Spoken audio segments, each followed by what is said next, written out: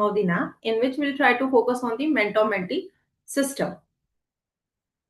So, first of all, when we talk about inclusive education or diversity, the first question which comes to my mind is that why do we need NAP?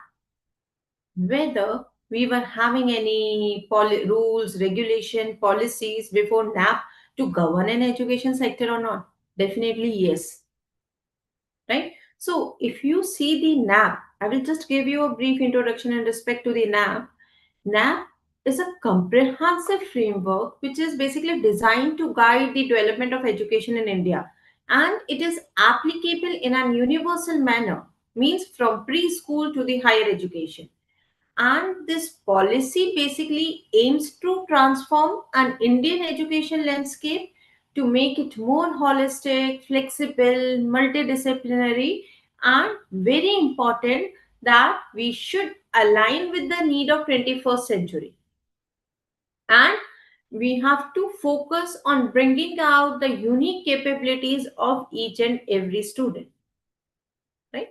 So that is a NAP. But what is the goal of NAP? First, to ensure education is accessible to all segments of society, right? So NAP somehow emphasizes on creating equitable learning opportunities, which involves addressing the needs of diverse population, including marginalized and disadvantaged groups. Even it tried to elevate the quality of education across all levels. But how it will elevate the quality of education across all levels? By revamping curriculum, pedagogy, assessment method, teacher training. Right? Means we should not merely focus on the quantity or a number. We should focus on quality also. Right? And we want to achieve 100% youth and adult literacy rate. Definitely, it is not possible at a first instance, but we have to take a gradual steps in respect to it. But how we evaluate that whether we are moving in a right direction to achieve the 100% youth and adult literacy rate or not? So we have to focus on bringing back dropout rates into the mainstream education system, and that is the best way to evaluate. If you see that NAP encourages on teaching of children in the mother tongue or the regional language, at least till grade 5, but preferably till grade 8. But why mother tongue? Why regional language? To enhance learning effectiveness and cultural pride. Right? So, the emphasis on diversity and inclusivity in NAP is very crucial for India's future. Right? Because of social equity first importance, by making education inclusive, diverse. What NAP aims to bridge? NAP aims to bridge the educational and social gap within the Indian society. And when we're able to bridge that particular gap, you will see that somehow what we are doing, we are promoting the social equity. Right? So a diverse and inclusive education system prepares what? Skilled workforce. And if we'll have skilled workforce, that will directly contribute to what? Major global economy of the country. Right? So education that respects and incorporates diverse cultural, linguistic, regional identities, that basically fosters the national unity and a sense of belongingness among all the sections of the society. Right? See, if I see we can eliminate the diversity from the society, whether that is practically possible, sorry, that is not practically possible. We cannot eliminate the diversity from the society, right? It will be there, but what we have to do, we have to abide by the principle of inclusivity. And this inclusivity is based on simple principle, that is the principle of acceptance of all without any kind of discrimination, right? So now, if we see this diversity in reference to the NAP, Diversity basically refers to the acknowledgement and appreciation of differences in identity among students, right? Including, but that's not limited to culture, religion, ethnicity, language, gender, socioeconomic status, and very important, what we generally ignore, that is even on the basis of learning ability. You see that in class, each and every student is not same. They don't have the same caliber.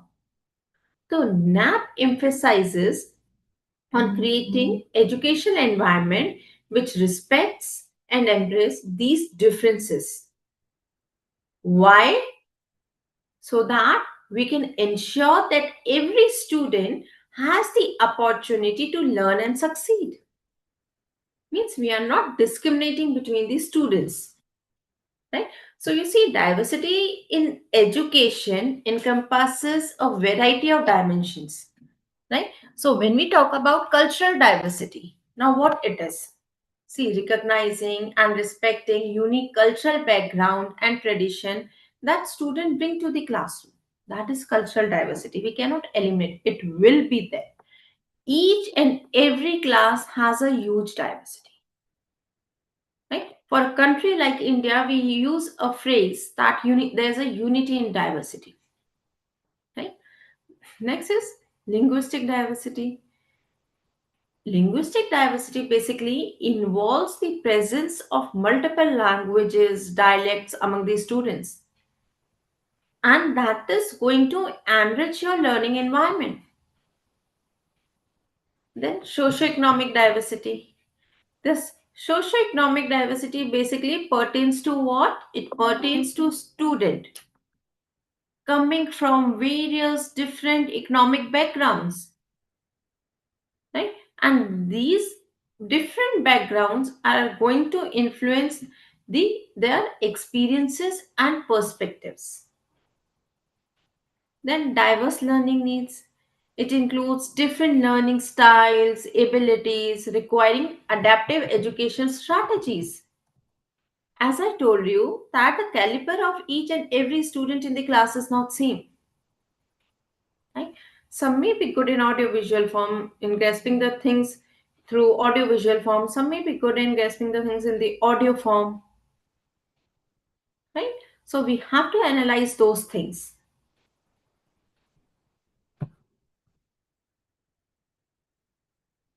Now, is there any benefits of diverse educational environment? Definitely yes. See, one thing you have to keep in mind, that don't consider the diversity as a barrier. Consider it as an asset, right? So how this diversity will enhance the learning experience, right? When there will be a diverse perspectives, it will lead to what? It will lead to richer discussions. It will foster a deeper understanding of the subject matter and promoting critical thinking. Even students will learn about different cultures directly from their peers, which promote mutual respects and social cohesion among them. Then students will develop skills to work effectively and efficiently in an increasingly globalized industries, because we have to align ourselves with the need of 21st century. There should be a global competence, right? So exposure to diverse classmates will prepare students to adapt to various work environment and personals, right? Then increase creativity and problem solving skill. A blend of diverse views will lead to what? It will lead to more creative and comprehensive solution to the problem, right? Interacting with people from different backgrounds, that is going to stimulate what? It is going to stimulate out of the box thinking and innovation. And that is the need of an hour. See, what was the traditional form of teaching in which students used to do the rote memorization, they used to cram things, right? Ratification. But that form of teaching will not work in the present time, right? Now it is a time of implementation, application. So emphasize emphasize should be on what? That embracing diversity is not just a necessity, but it is a significant strength that enhances educational outcome and prepares students for a successful and inclusive future. Sorry. Right? Now, the another side of the coin is an inclusive education. We have talked about one aspect, that is a diversity. Now, what is inclusive education? This inclusive education is basically an approach, right, where each and every student, regardless of their background, abilities, or disabilities, they are placed in age proportionate general education classes, right? So this is based, as I told you, that this is based on the simple phenomena or a principle, that is a principle of acceptance and inclusion of all the students, where students should see their differences as an asset, not as a barrier to the success, right? So is there any significance of inclusive education? Definitely yes. Inclusive education, you see, if you see part 3 of the constitution, that talks about the fundamental rights, and within that there is a one fundamental right, that is right to an education, right? And this right is given to each and every citizen without any kind of discrimination. So inclusive education is deeply rooted in the right to education for all, advocating for equal opportunities for all the students. And this approach of inclusive education supports in dismantling of barriers to the learning and participation. It will help in actively combating discrimination. It will even promote the educational culture of respect and a sense of belongingness towards each other, even after having a huge diversity. Right? Next is equality. By adapting the learning environment so that it responds to the diversity of students around them. As I told you, we are talking about part 3 of the constitution, right? So this right is there without any kind of discrimination or biasness. So inclusive education basically upholds the value of equality among all the students. It ensures that each student has an equal chance to succeed. But how? Through the customized teaching strategies, assessment method, right? Because the caliber of each and every student is not same. Okay? Then economic efficiency. Educating students inclusively enhance their potential to become the productive member of the society. And when they will become the productive member of the society, they will directly contribute to the economic development of the country. So, there is substantial evidence that inclusive education results in better social and economic outcomes for all. How? You will see that dropout rates will be reduced in the mainstream education. There will be an increase in the employment rates, fostering a more inclusive society. Now, who forms the community? We people only forms the community, na? So, inclusive education fosters a sense of community and belongingness, and even it helps in building the social cohesion. And this is very important for a country like India where there is a diverse society. Right? So it prepares all students for adult life in an inclusive society in which people from different backgrounds with different abilities live and work together. Right? So now there's a small question, that why inclusive education matters in NAP. Is there anyone who would like to answer this question? that after understanding the two concepts, that is diversity and inclusivity, right? It is like two different sides of a same coin. So now let me know that why this inclusive education matters in NAP, why it is focusing on it. Is there anyone? Ma'am, it will include it will what we can say give equal opportunity to everyone of the society. Then it will make a society that will be having common roots of education, as well as it will include the improve the economic benefits to the society also. Very well answered, sir. Anyone else would like to add anything to it?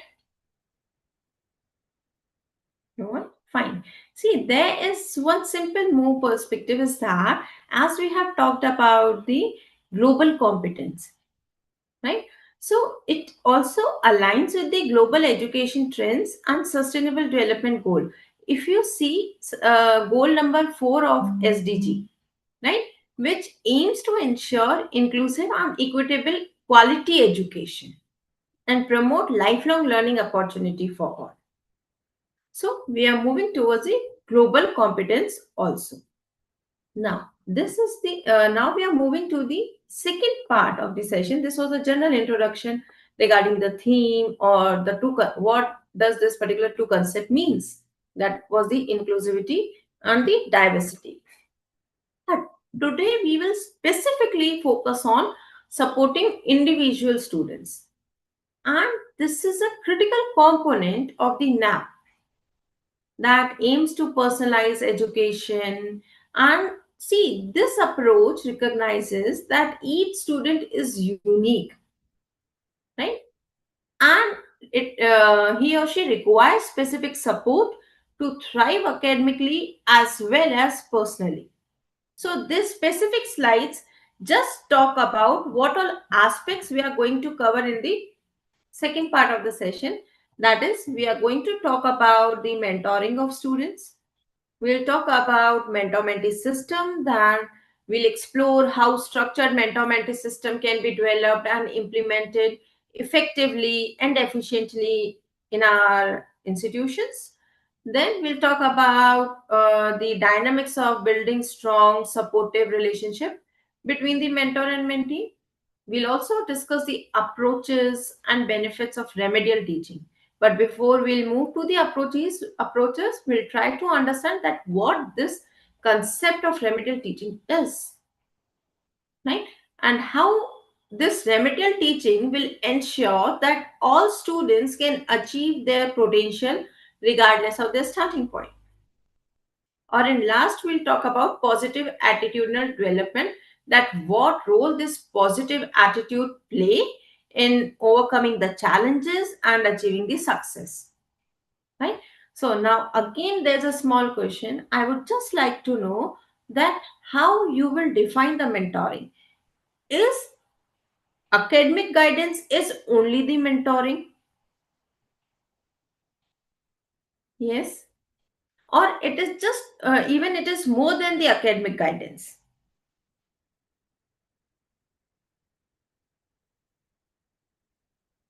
Yes, anyone? How you will define the mentoring? Mentoring is just an academic guidance or it is something more than the academic guidance?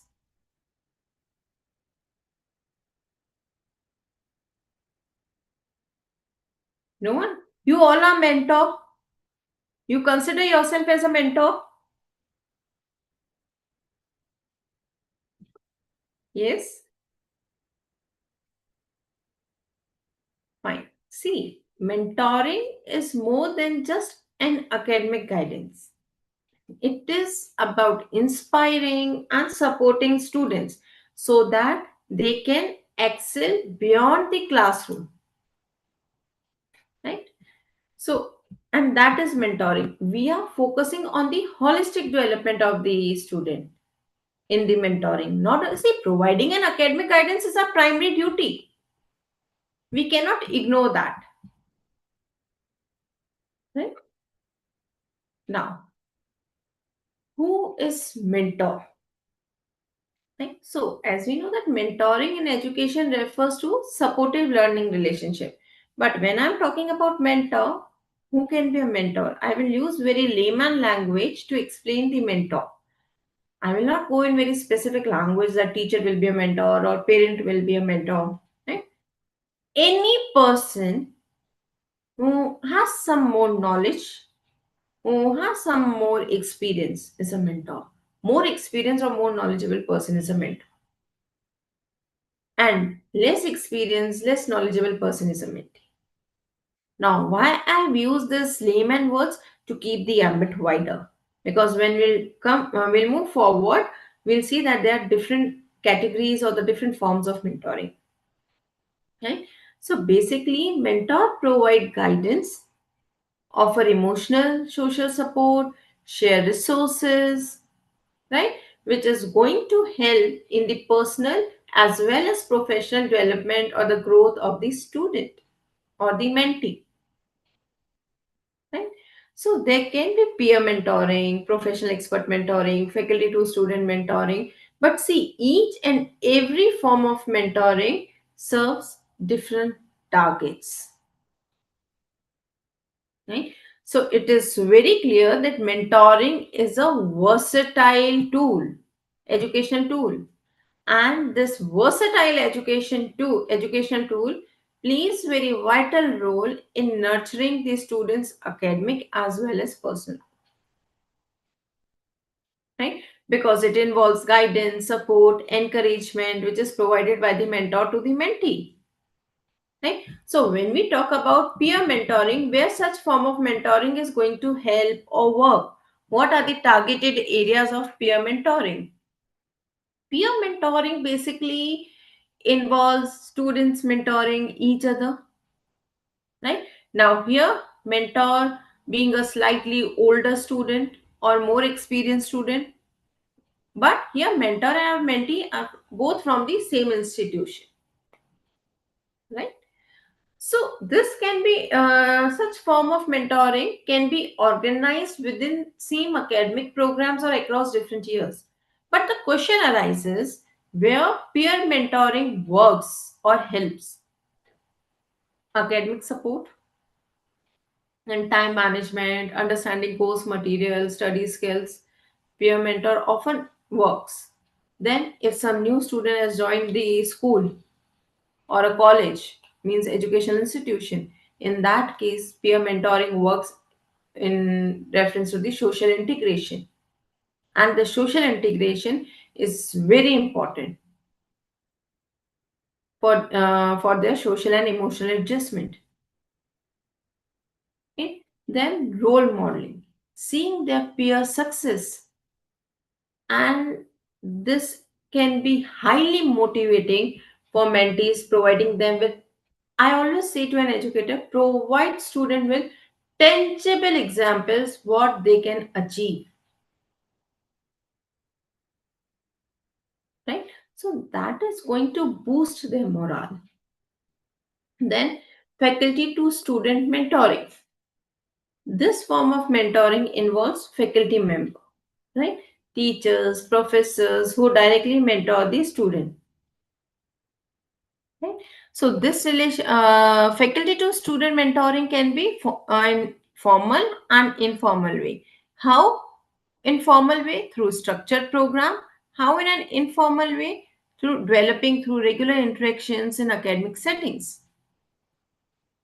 Right? So the question is same. Where such form of mentoring will work? See, in career guidance, right? Because faculty mentor provide advice on academic pathways, career options, and further studies. So in that case, peer mentoring is not going to work. Faculty mentoring, personal development, right? Helping student in navigating challenges that may affect their academic life, right? Then in research opportunities, as I said, that in some or other discourse, you all are mentors. You are guiding student in research projects, thesis work, publication, right? So that is faculty to student mentoring. mentoring. Then professional expert mentoring. These professional experts are from different industries and they are the mentor, right? And this form of mentoring completely runs in a formal way because this is arranged by an educational institution. So as I told you that here mentor are from different industries. They are not typically part of your educational institution. They are the professionals in field related to students' area of study. Right? So where such form of mentoring will help. See, such form of mentoring offers student a real world perspective on working in specific sector, which is invaluable for which is valuable for their career planning. Then such form of mentoring even focus on practical skills or knowledge which is directly applicable in a professional settings, because if the employee or a job seeker does not have those skills which are required by the job market, no employer is going to hire them. So we have to prepare for that. Then even it will improve the networking, and when the networking will be improved, right, definitely it will lead to internship, job opportunities, career mentoring, right? So as you have seen different forms of mentoring, all form of mentoring should align with the educational institution's broader objective. We cannot ignore the institution's broader objective. That should be the primary one, right? So there can be some specific objectives, but if we talk about the generalized objective of an education institution, those can be student retention, enhancing employability, fostering a sense of community, right? So effective mentoring programs are adaptable, right? Even they will depict the changing needs of the student, right, as they progress through their educational pathways. So each form of mentoring serves different purpose in students educational journey, right? So the primary goal is to enhance their academic performance, increase the retention and graduation rates, develop competent, confident and employable graduates, right? But the question is now, is there any importance of mentoring in promoting the inclusivity and diversity? Whether mentoring can promote the inclusivity and diversity? Definitely yes. Right? Because mentoring helps students from diverse backgrounds feel valued and understood within the educational community. And this is crucial for their active participation and integration. Right? Then mentor should customize, as I told you, that the caliber or capacity of each and every student is different, each and every student is unique, yeah, right? So being a mentor, you have to customize your guidance way, that how to support that specific students, right? Because you have to address the specific cultural, educational, and socio-economic challenges what are faced by this mentee here, right? So this personalized support is a key in leveling the playing field and helping all the students in achieving their potential without any kind of discrimination. Then mentor service role model, right? You see that many students consider their teacher as a role model, right? And provide a roadmap for navigating the academic environment, which can be particularly empowering for students from the underrepresented or disadvantaged backgrounds, right? So in such a way this mentoring will help in promoting the inclusivity and diversity. Now the question is whether NAP has given any recommendation in reference to it. Definitely yes. Just give me a second to have a water. Then we'll continue.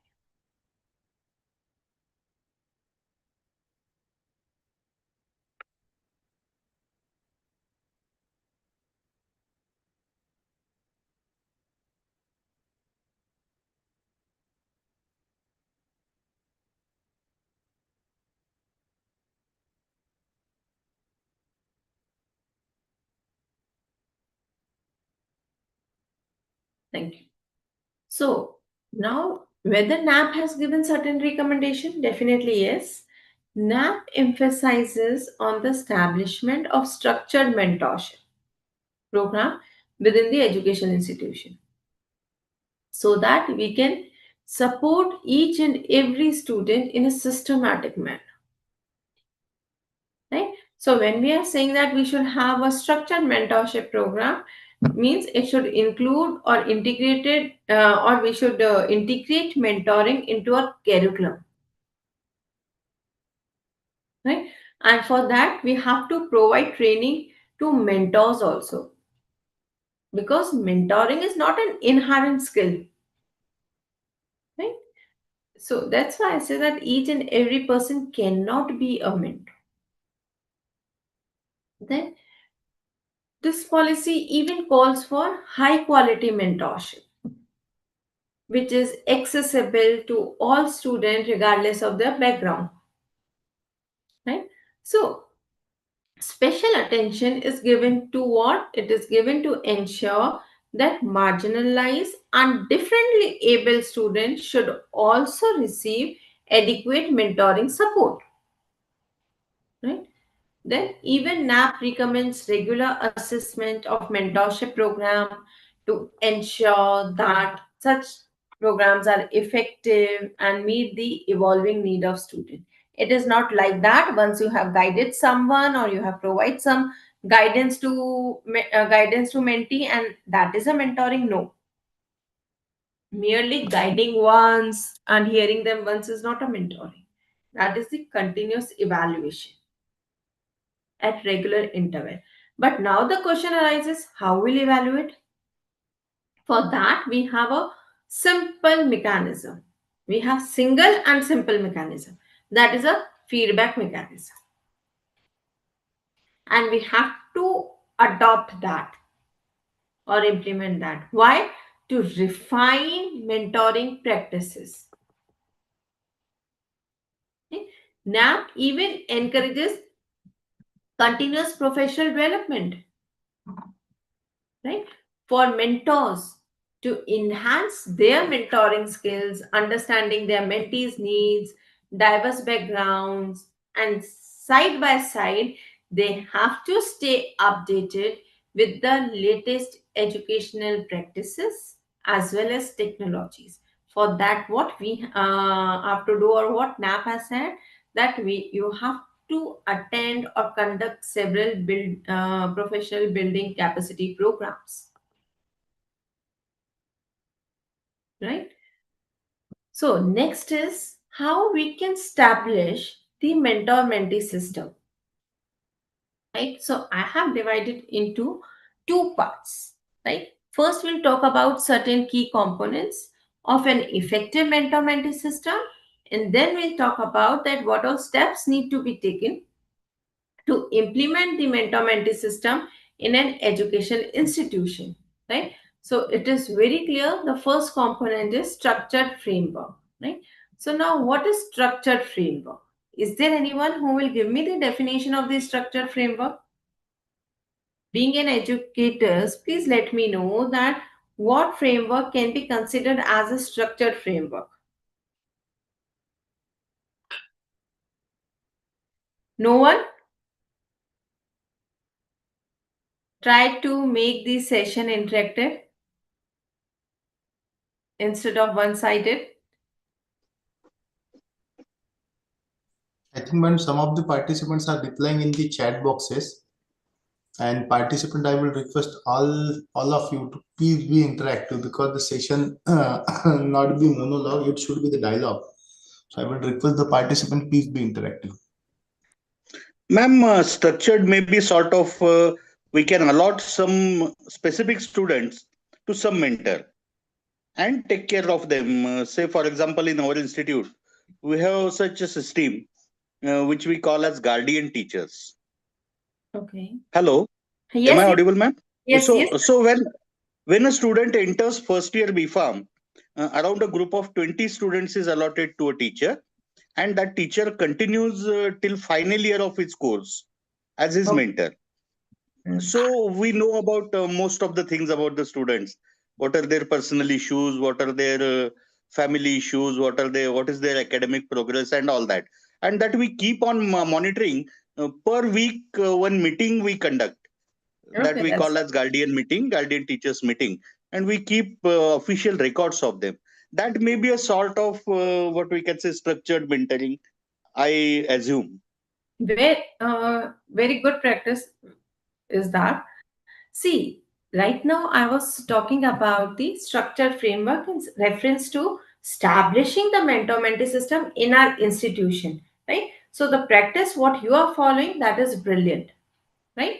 So when we talk about structured framework, means well-defined structure, means the roles and responsibility of both the parties. Now, who are the parties here? Mentor and mentee.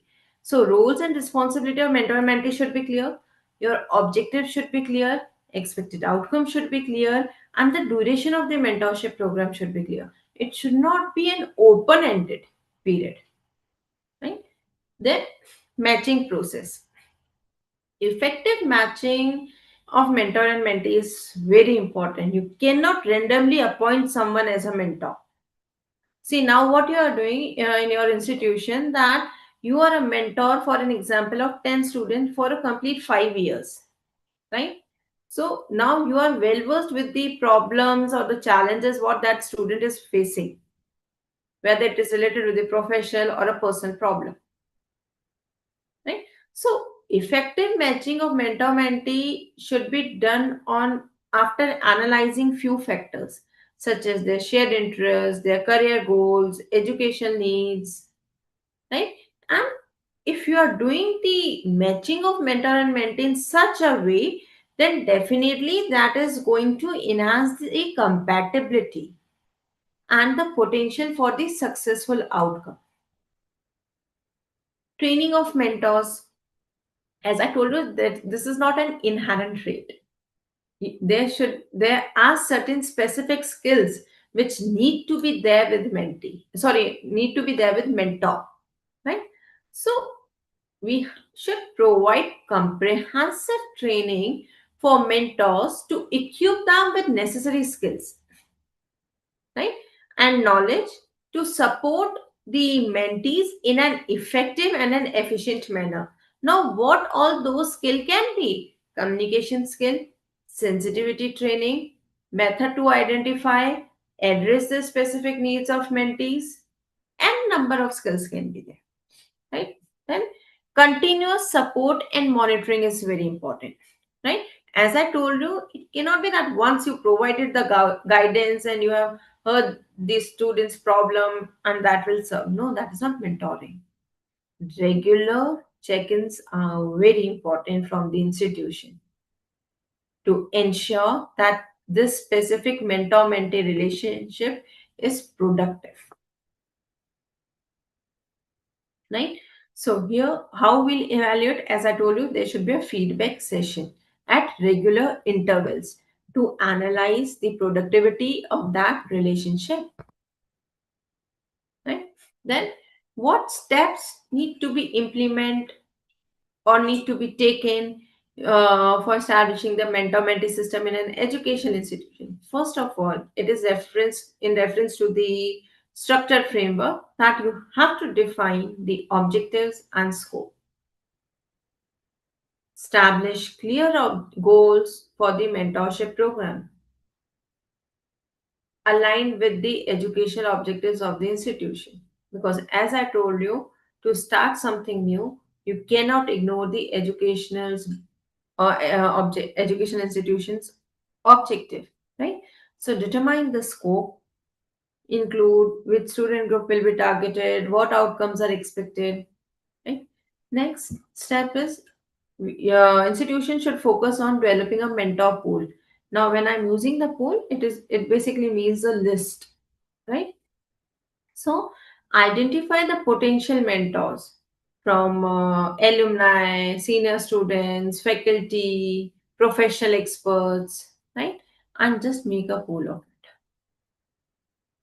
And ensure a diverse mentor pool you are having. If you are having a diverse mentor pool, see, you will able to cater the various needs of the mentee, right? Then train mentors. Conduct training sessions to prepare mentor for their roles. We should focus on building effective communication, empathy, mentoring skills, right? Then match mentor mentees. As we have talked about it earlier, that we should focus on what? Systematic approach. Use of a systematic approach to match the mentor and mentee. Right? That is very important. Then only we'll able to maximize the impact of mentoring. Right? Then officially start the mentorship program with an introductory session. But keep in mind that in an introductory session, mentor and mentee will meet, they will set their initial expectation.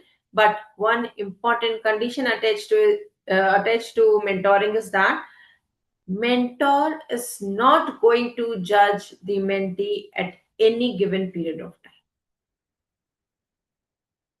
Right?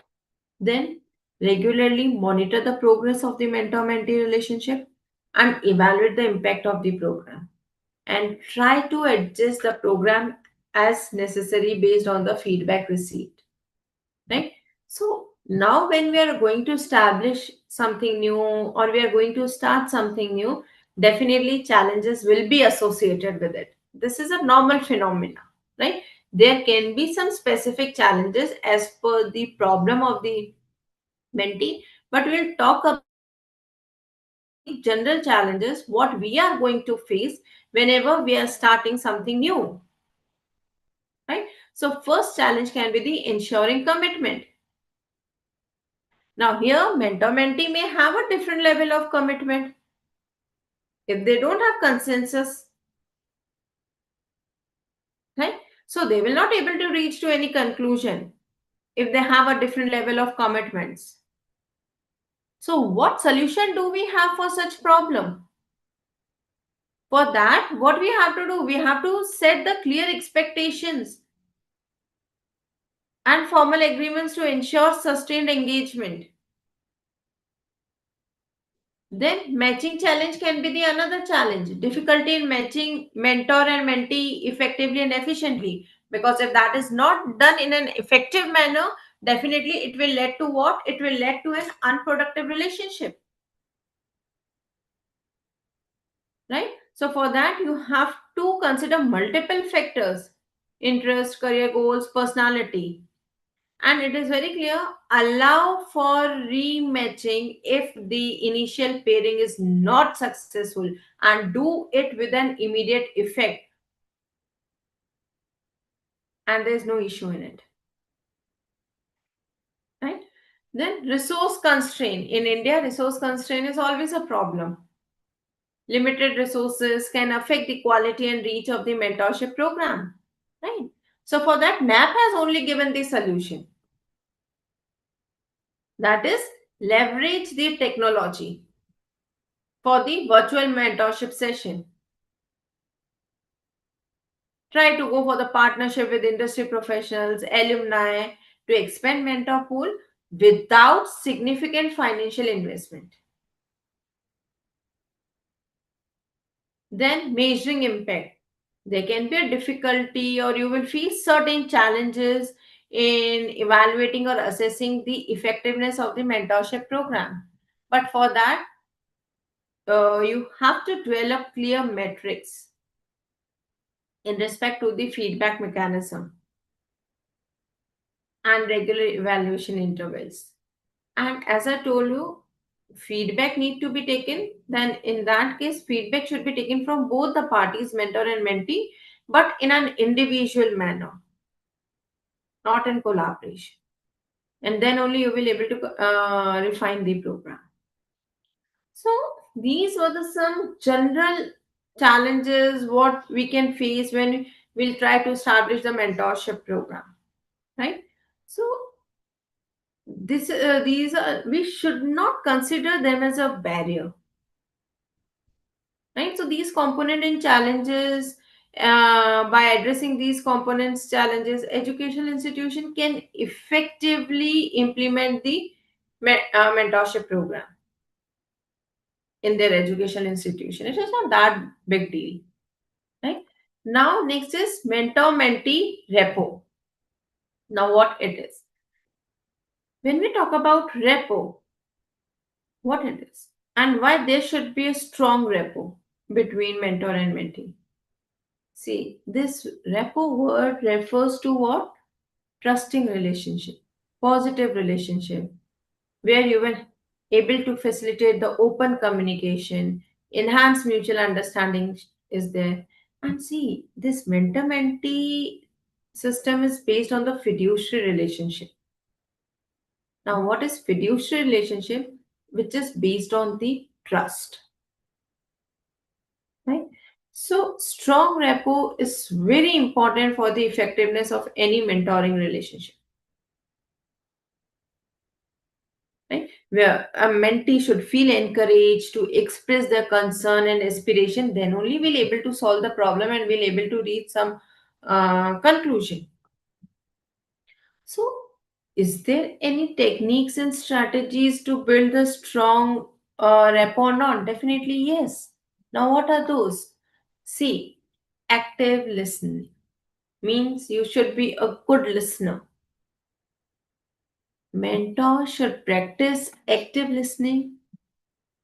Mentor should be a good listener. And when I'm saying active listening, that doesn't mean just hearing the words, right? Means showing genuine interest in the mentee's thought and feeling, and also understanding his emotions and intention behind them, not just hearing the words. Then empathy. Demonstrating empathy basically involves sharing the feeling of another person. And when you will have empathy, automatically you will have a deeper connection and trust. Then consistency. Regular and predictable meetings should be there. And if there's a regular and predictable meeting, definitely it will establish reliability and structure. And that is going to help you in building the trust and rapport. You have met once mentee and now for 3 months you haven't met. That is not consistency. And if there's no consistency, there will be no trust. There will be no strong rapport. Personalized interaction should be there. As I told you, being a mentor, you have to customize your mentoring approach to fit the unique needs and personality of the mentee. So when I'm saying that customized interaction, what does it mean? Personalized interaction, what does it mean? What you have to do being a mentor, sometimes you need to adjust your communication style, feedback method, pace of mentoring sessions. All these things need to be personalized as per the situations, right? Then set mutual goals. You both have to work together to set an achievable goal. And it is a collaborative process, not one sided, right? And this collaborative process is going to empower the mentee and align both the parties on the common objective, right? Then positive reinforcement. Encourage, celebrate small successes of the mentee so that they will have uh, it will boost their self-esteem. Mentee will be motivated, they will able to build their confidence, right? So in such a way we can have a strong rapport. So, is there any impact of repo on the student outcome or not? Definitely yes. See, there will be an academic improvement. Student with mentor who they feel close to are more likely to perform well academically. Why? Because of personalized guidance, increased motivation, emotional and social benefit. Strong rapport can lead to what? It can lead to a greater emotional stability. They will able to cope up with the मतलब कहते हैं ना, they will able to reduce their anxiety, better ability to cope up with academic and social pressures, right? Even some sorry, sometime these relationships can last beyond the educational settings when you have a strong rapport. And that's why I always say that briefly discuss n number of case studies in the class where the improved mentor-mentee relationship or mentor-mentee rapport led to a significant change in student behavior and academic outcome. And we should use it as a transformational power of effective mentoring. Now, remedial teaching strategies. Before moving to the strategy, as I told you that we'll talk about that what is remedial teaching.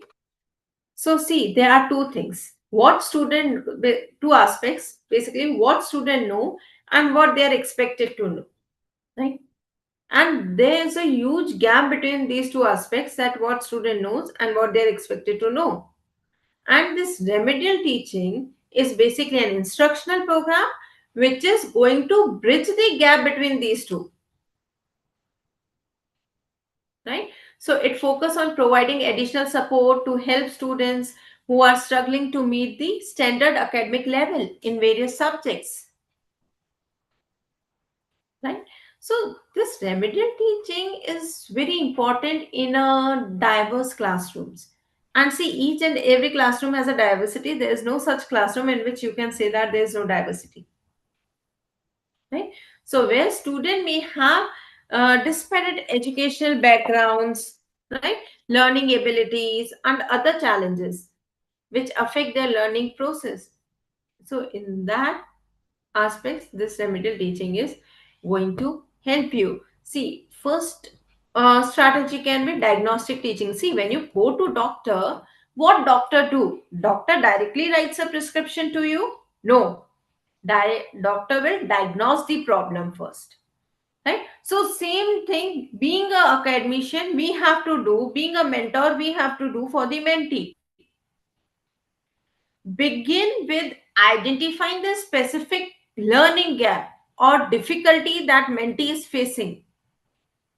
Now the question arises, doctor has a number of investigations through which they can identify that what is the problem. What tool do we have? Being an academician, we do have use assessment to determine individual student needs and then customize your instructional approaches, right? Then differentiated instruction. Being an teacher, you should offer a various paths to learning so that each student can learn in a manner which suits him best. It may include different forms of assignment, adapted equipment, different teaching strategies, right? Then use of technology, incorporating educational technology such as interactive software, games, online resources that reinforce learning content and engage student in a new way. We always talk about the cons of technology, drawbacks of technology. We can use it in a productive manner, in a pro manner, right? Then peer tutoring will always help. Involve pairing or grouping student together for tutoring session. And for with the help of that, we'll able to serve two purpose. बोलते ना एक तीर से दो निशाने, वो चीज होगा. How? See, on first aspect, see, peers interaction, this method will leverage peer interaction to assist the underperforming students, assisting under. Simultaneously, will able to reinforce tutors mastery over that subject, right? And always conduct sessions with small group of students, because that allow for more direct interaction and personalized feedback from the teacher. Okay, I will just take a simple example so that it is clear to you. If there is and this is completely an hypothetical situation, that if there is some urban public school, for an example, right, and in that school we have diagnosed the problem. What problem has been diagnosed? That high percentage of students are performing below grade level, for an example in economics, right? Problem has been diagnosed. Now what kind of intervention is needed? We should focus on introducing a comprehensive after school remedial program featuring diagnostic assessments and technology assisted learning modules, right? And once you have done that for the reasonable period of time, you are going to see the significant improvement in an economic score within one academic year. You will see that the student confidence has been increased, high engagement level is there, right? So that is the remedial teaching strategy, and it works in such a way. Now, the last aspect of this is fostering positive attitudinal development. Why this positive attitude is important? Positive attitude is very important in an educational success, because it is crucial in education, because it enhances motivation, engagement, persistence. And these three things, motivation, engagement, persistence, are very essential for an academic success, right? So a student with a positive outlook are more likely to embrace challenges. They will able to persist in the face of difficulties, and they will see their failure as an opportunity to learn, right? And even positive attitude contribute to the better stress management. It will reduce your depression. Overall, better mental health will be there. And if it is there, direct impact will be on what? Students' ability to perform academically, right? Then developing a positive attitude during school years will set the groundwork for lifelong success, right? It will help in influencing career trajectories, personal relationship, and the ability to adapt to change, right? And that's why positive attitude is very important. Right? Now, is there any key strategy being a mentor we can cultivate, or we can implement positivity and resilience skills in these students? Definitely. Mentor can lead n number of examples by demonstrating a positive outlook, resilience in overcoming personal challenges, right? Then the encouragement and recognition, regularly recognizing students' effort and achievements is very important. No matter how small that effort or achievement is, you should only focus on the effort and achievement, and that is going to reinforce positive behavior. It will boost the self-esteem. It is simple concept that encouragement should be based on effort and growth rather than outcome, right? Teach student to have a growth mindset. by emphasizing that abilities and intelligence can be developed with effort, learning, and persistence. Ask them to do the negative self talk and reframe setbacks as their learning opportunities.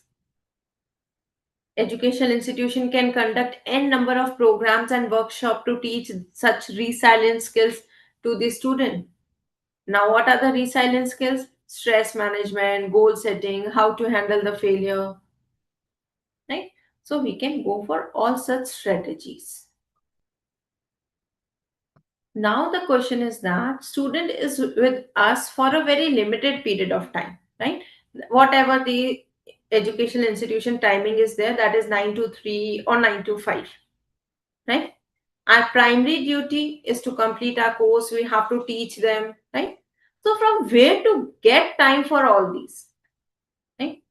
You have to just integrate mentoring in your daily activity, or you can say in daily routine. It will work in an effective and efficient manner. How we can do that? Schedule mentor hour should be there. Designate one specific time during a week as a mentor or mentor hour. Right? But you have to keep in mind that mentor hour should be less intensive period, that is after lunch or the last period of the day, where student can meet their mentor and discuss their problems and everything, right? Then regularly invite role models from various professions to speak in the classroom, and always try to link those sessions with the career guidance and real world application of learning, right? You can opt for peer mentoring, and see, peer mentoring is going to promote leadership skills. It will even support the school culture, right? We should use projects that require mentorship roles, but always keep in mind that we should motivate the students to to go for the project based learning. In that, only mentorship roles will be there at various stages, at the stage of research, ideation, execution phase. Ask them to go for the interdisciplinary projects. Ask student to link concept across different subjects, and with the help of that, they will able to enhance integrative thinking and learning, because merely rote memorization, cramming the things will not work in present era. That was the traditional form of teaching. Now students should aware about the fact that yes, this concept was taught in the class by the teacher, and how that concept is applicable in the given scenario. For that, what he or she has to do, he or she has to go do the brainstorming, right? Critical thinking, right? In such a way you can incorporate, right? Mentor should provide structured feedback on both academic as well as extracurricular activity to the student at a regular interval, because that is going to reflect their learning and personal growth, right? Give students some hypothetical situation in a class in small groups to solve it, right? Give a limited time or week time or anything. Then ask that specific group to present that particular plan to the entire audience. And then ask the audience to give the constructive feedback. I'm not saying feedback, I'm talking about constructive feedback, right? So constructive feedback should be based on feasibility, creativity, comprehensiveness. And once the constructive feedback is received, ask that specific group only that how we can improve the plan on the basis of the constructive feedback which we receive from the audience. What will happen with that? They will have a feeling of inclusivity. They will do more brainstorming, right? So in such a way, we can incorporate mentoring in a daily activity, right? So that's it from my side. Thank you so much. But in last, there's a simple call for action. What I will say that merely having the policies will not serve the purpose. Even we were having n number of policies before this NAP also, right? So now ball is in the court of whom? Educators. See, UGC has done their task. They have framed the policy. Even next step has been taken by the UGC, that is of orientation and sensitization program, so that educators become well versed with the provision of the NAP, right? But now we should focus on the implementation. And ball is in the court of us educators, because we are only going to implement it. No one else is going to, right? So there's an humble request from you all. Kindly go back to your own institution once you complete this program, and try to implement the provision of NAP in your institution, and even encourage the other educators to do the same. Then only we'll able to serve the purpose. Thank you. Open for Q&A. Thank you, ma'am. Thank you so much, ma'am. Participant, the forum is open for discussion. If you have any queries or the question, you can directly ask to Dr. Nidhi, ma'am. Please, anyone. It will be really appreciable that if you ask the questions. And if you have any problem, if you face any problem, or if you have any opinion, suggestion, anything, everything is open. Thank you, ma'am. Just one short query. Yes. Suppose we have mentee and we diagnose his problems or issues. How to convey these problems to other teachers? So, because we will not be the only teacher teaching him. There may be so many peers of us or so many faculty who will be teaching him different subjects. So, will they match with our opinions or our diagnostics? And whether they will handle these students in that way? See, when we are talking about, as I told you starting, supporting individual student, right? When we started with the second part of the session, what I told you, that in today's session we'll specifically focus on the supporting individual student, right? So see, when you are talking about the n number of mentor involved with the one student, that will not serve the purpose. Mentoring is like 1:1, right? You are talking about, if you are talking about the subject problem, subject issue, that is our primary duty. That will be dealt by each and every student, each and every teacher, if that student is facing some problem in that specific subjects, right? So that is not an issue. We are talking about the holistic development. See, for an example, if some student is facing some personal issues, right? If that student comes to you, you are a mentor, then, as I told you, that mentor mentee is based on the fiduciary relationship, right? And what is fiduciary relationship which is based on trust, that cannot be open to any other faculty.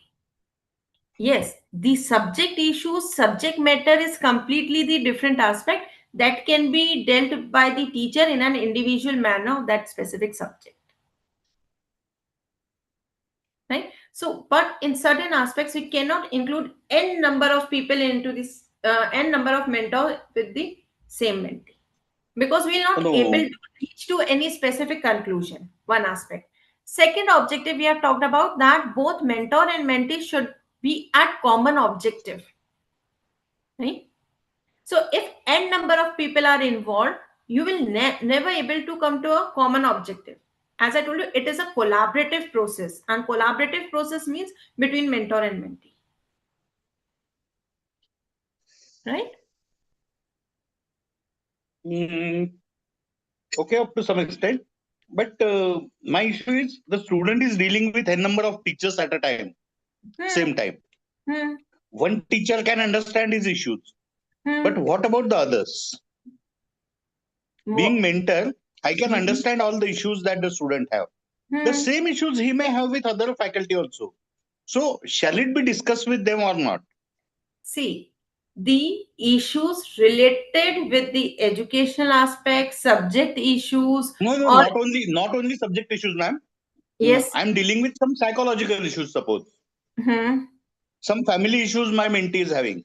And he should be dealt in that way, delicately, suppose I think. So whether I should open it to the my peers or my faculty members or see, not?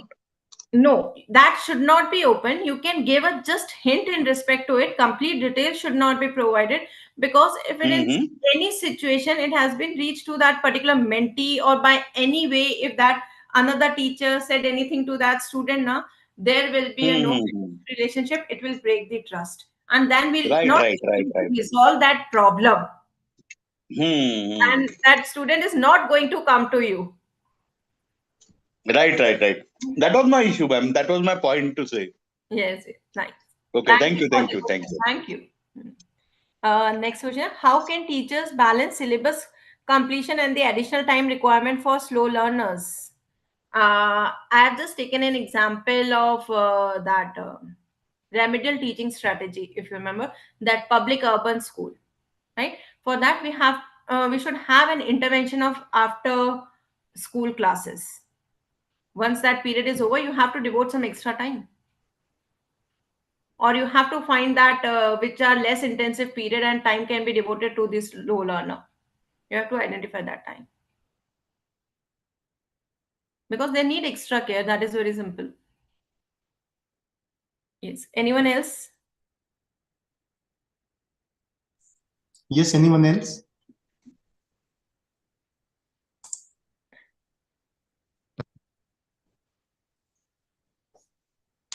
Please, anyone else? If you have any queries or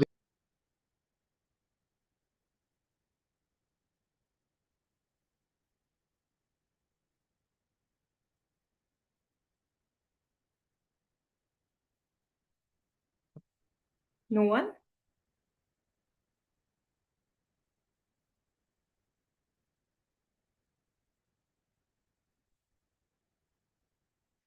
If no more queries, then we can conclude the session. yes, ma'am, I think there are no more queries. So if you could permit, shall we conclude, ma'am?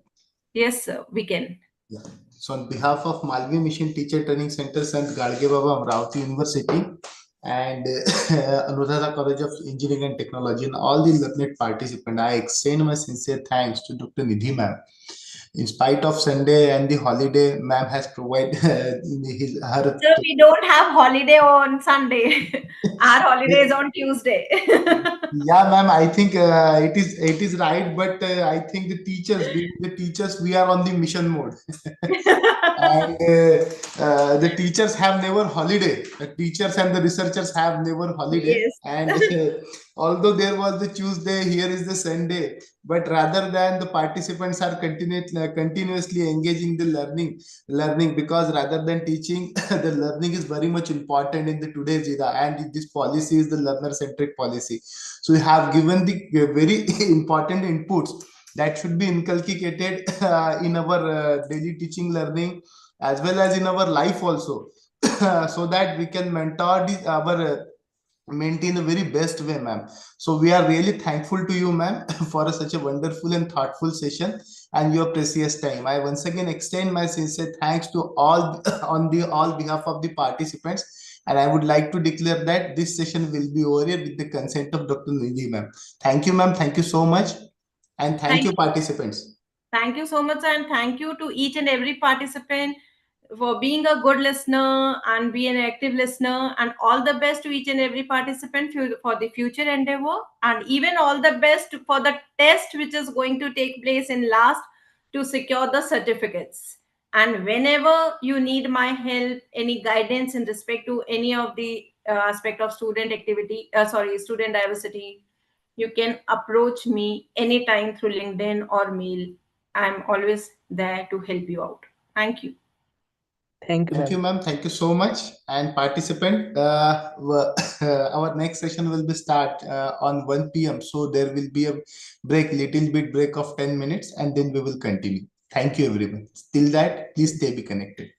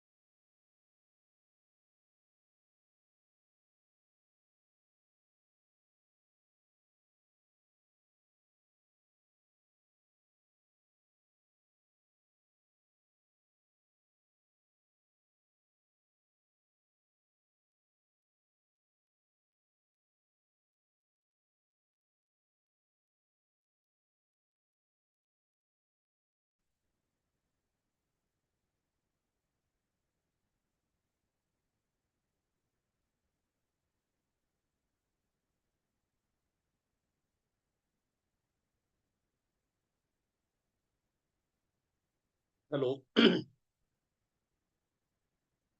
Yes, good afternoon, sir. Yes, good afternoon. Please.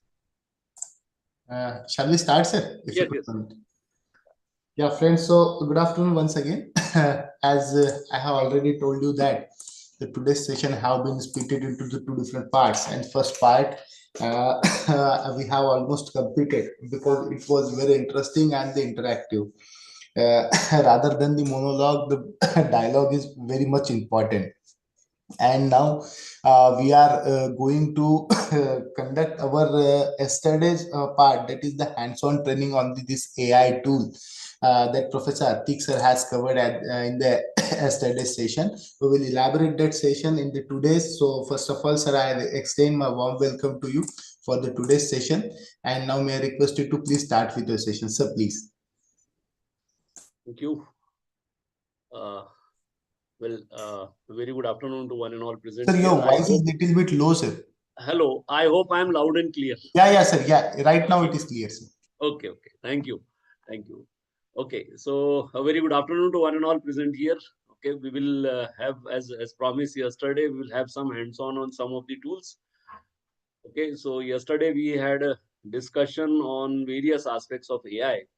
Okay, wherein we have seen that is, and I think probably I have told you that I have shared one policy document, what they call it as the National Strategy for AI in Education, which is basically a discussion paper by the Government of India, right? Ministry of Education, wherein the tagline is AI for all.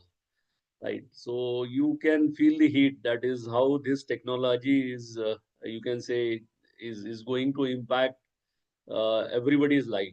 So teaching and education is no exception in that regard.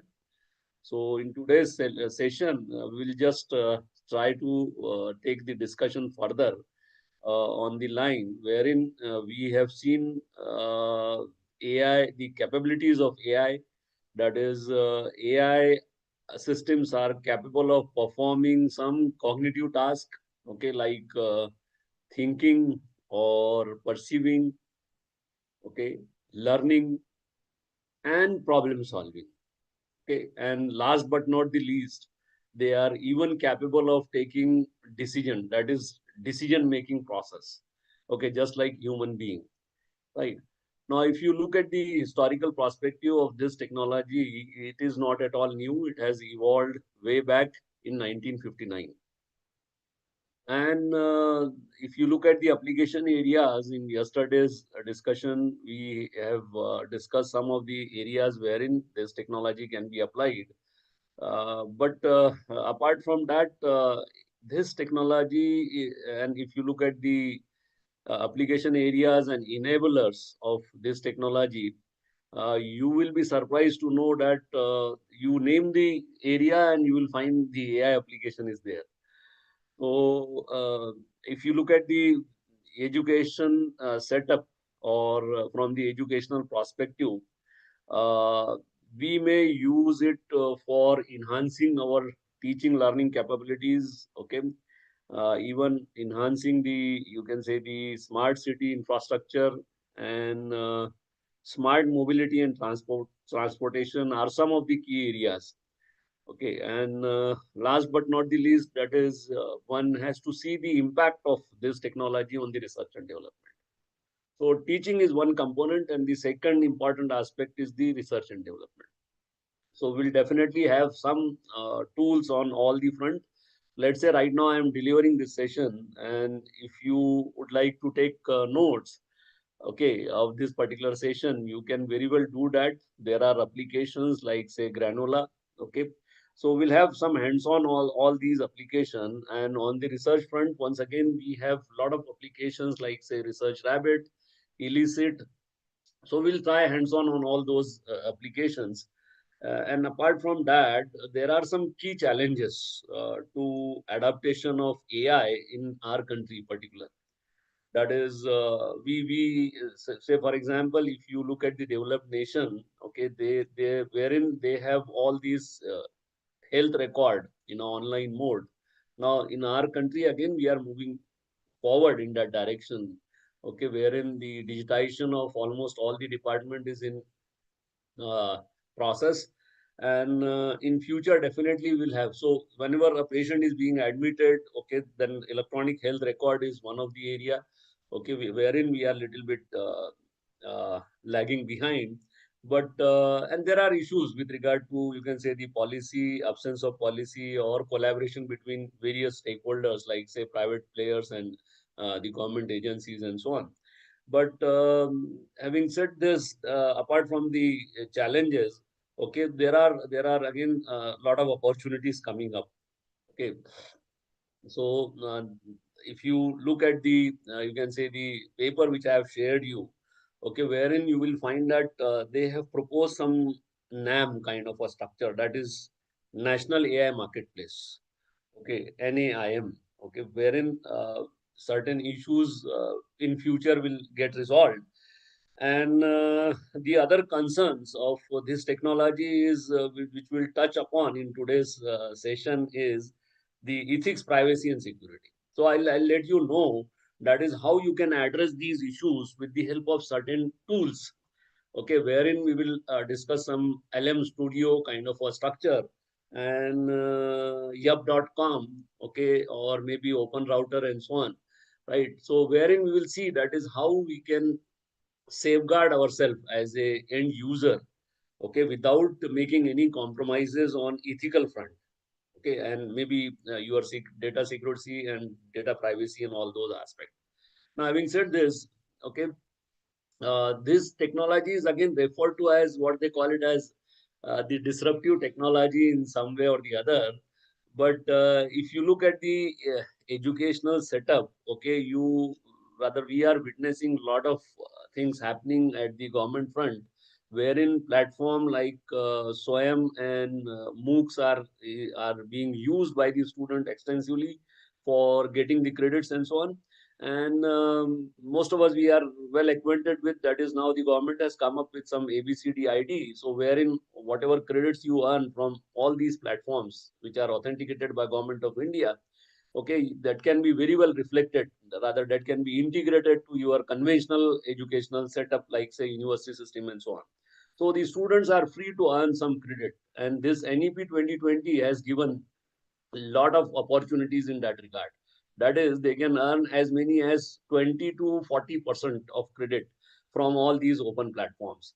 So things are changing, and being a teacher, we need to change. Okay, that is the bottom line of this particular session.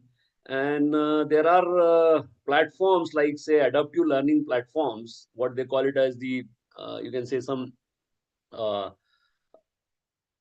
customized kind of a products are we will witness, wherein the student will get some tailored content, and how to improve the student engagement, okay, and how we can get the quality feedback from the student by using maybe augmented reality or mixed reality or a combination of AR and VR.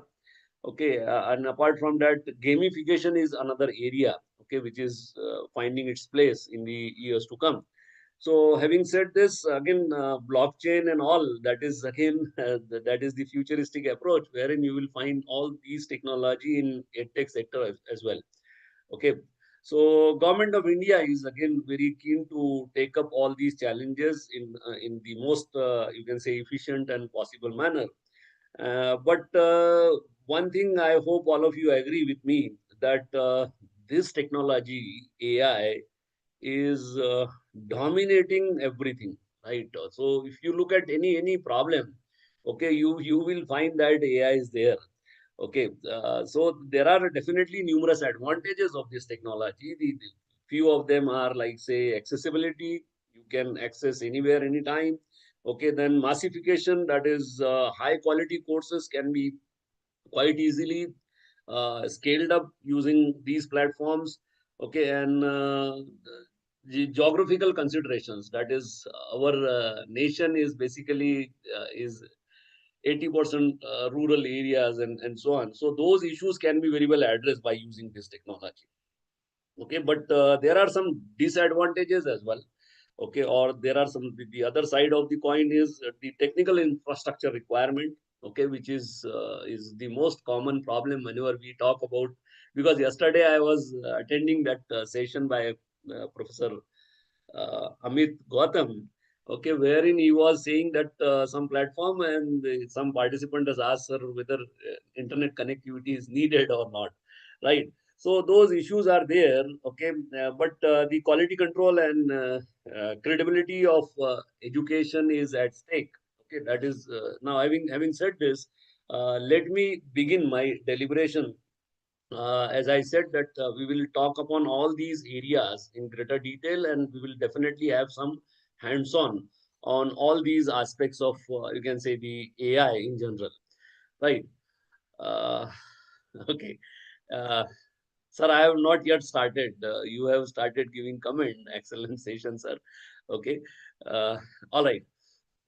Anyway, so we will begin with certain tools. So the very first tool, okay, which I feel, again there are some emerging areas as well, wherein we have tools like, say, robotic process automation tool. That is, in future you need not have to program. Now, if you look at the IT sector, okay, most of the job profiles are coding related earlier. Now those things are gradually vanishing. Okay, and what is happening is these tools are now taking place of those coders or the programmers. Okay, so what is left in our hand is, that is how effectively we can use all these tools. Okay, that is the mantra nowadays. Okay, let's say earlier we used to call somebody as illiterate if he is not a computer literate. Now I will extend that definition to, let's say, if you are not AI literate, then definitely you are uneducated up to some extent. So those days are not far away. But at the same time, we need to understand. We need to understand how to use these tools. Okay, yesterday we had some discussion on certain aspects. Okay, now today we'll have some hands-on on some of these tools.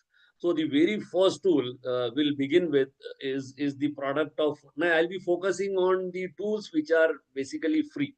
Okay, so the very first tool we will just try to have a look at is the Notebook LM. Okay, this is basically a product of Google. Okay, and at present it is available free of cost. So for using this tool, you do not require anything other than what they call it as a Gmail ID. Okay, and which almost all of us are having with us, right? So we will just try to look at this tool. We'll play with this tool and we'll see how it can be benefited for us as a teacher, and definitely for the students' point of view. So that tool we'll just try to explore in greater detail, and that way we will continue one by one. Okay, we'll take some tools on research front. We will take some tools on agentic AI front, and so on. Right, now, having said this, let me begin with my sharing my screen first of all.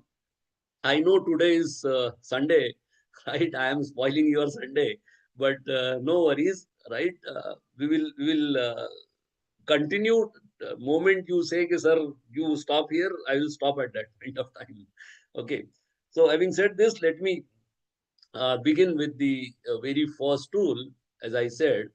Okay, so there are some tools on the UI path, and those tools we will see later on. But we will start with a basic tool, what they call it as the Notebook LM. Okay, so as I said, for using Notebook LM, you don't require anything other than a Gmail ID. Okay, let's say. Okay, so if you look at the URL, if you want me to share the URL on the chat box, I will do that. But there is nothing. You can Google it, and you can use the tool. Okay, so I request all of you to simply see, that is how these tools can be utilized for incorporating, or rather making teaching learning more effective and more uh, enjoying, right? So this is the URL for this particular tool, that is notebooklm.google.com. Now, if you look at this tool, okay, you will find that again it has got a lot of potential. Whenever, say, let's say you want to learn something, or you want to explore, or you want to analyze some paper or some document, or maybe you may extend the concept to even analyzing stock on the share market. Okay, that is again very much possible. The only thing you need to do is you need to upload the requisite data. Okay, so whatever data you upload, based on that, you can do any damn thing. So you can even go for prediction of the future value of a particular stock, okay, and so on, right? So having said this, we will definitely restrict ourselves to how to use this for the teaching learning purpose. Okay, so this is the you can say the layout. Okay, whenever you say notebooklm.google.com, okay, definitely you need to sign up with some Gmail account. Okay, if it is not, then definitely it will ask you to sign in. Okay, now let's see. So create new button is there. Okay, create new button is there. Okay, moment you click on that create new button, something like this will appear on your screen. Okay, now what you need to do is, if you look at the layout, okay, you will find that there are various ways and means by which you can upload the document or any other thing for that purpose, for the teaching learning purpose. Okay, so you have a upload sources. Okay, let's say if you have got some file which is lying there on your desktop, okay, you may upload it. You can directly choose the file and upload that file. Okay, that is one option. The second option is you can, let's say if something is there on your Google Drive and you want to load it from there, that is again possible by simply clicking at this particular option, that is Google Drive option. The third possibility is, let's say if some YouTube video is there, and let us assume that it is in some different language, or maybe you want to learn from that particular video. Okay, so that can be done by, you can directly embed a YouTube link by picking up this particular option, that is YouTube link. Or let's say if some research paper you intend to analyze, if it is available in public domain. Now again, there are some preconditions for this. Okay, if it is in a uh, closed loop kind of an environment wherein some login credentials are needed, that in that case it is not possible.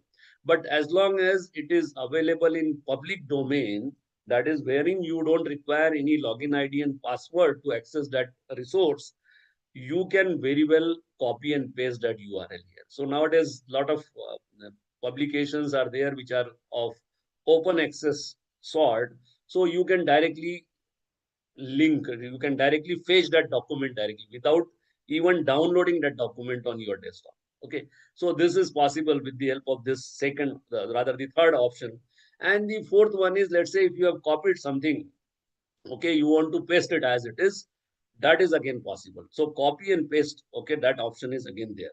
Now what we'll do, we'll just try to upload a file which is, let's say if it is there on my desktop, just for the experimentation purpose. Okay, let me upload a file, my brief profile, let's say. Okay, this is just for the experimentation purpose. Okay, I am picking up, whether it is mine or somebody else, I don't know exactly. I am picking up a file. Okay, sorry. We'll pick up something else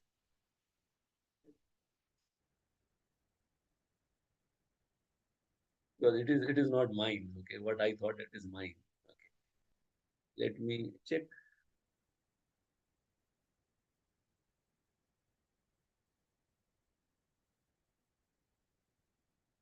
Okay, this one is mine. Yes. So let us pick it up. Okay. So if you look at now on the left hand side, now there are three panels. Okay, three panels. What has happened on the left hand side? We have uploaded a resource. Now this way you can upload multiple resources. Let's say I was talking about the stock prediction. Okay, so in that case, let's say if you have got some data from the screener, okay, which is a utility, okay, from where you can download some, you can say the previous year's data of that particular stock, and let's say that data is available in multiple files, okay, so you can upload and as many resources as needed. Even you can have a combination of, you can say the PDF or video or audio or whatever. So whatever stuff with regard to a particular activity you intend to upload, you can very well upload through this sources panel. Okay, sources is basically intended for that purpose. So it is not necessary that you should load only one research paper or one document. N number of documents can be uploaded. Now, what has happened? Moment I have loaded this paper, okay, this one page, my brief profile, it has now it is showing that stuff here. Okay, it has uploaded that brief profile latest dot PDF. Okay, in the sources panel and on the chat panel. The second panel is the chat panel, wherein you can interact with that document. Okay, wherein you can interact with that document by asking anything with regard to that particular document. So you may ask, say for example, since it is my profile, okay, so what are the most significant professional and academic, you can say the achievements of or Dr. Atik's currently hold.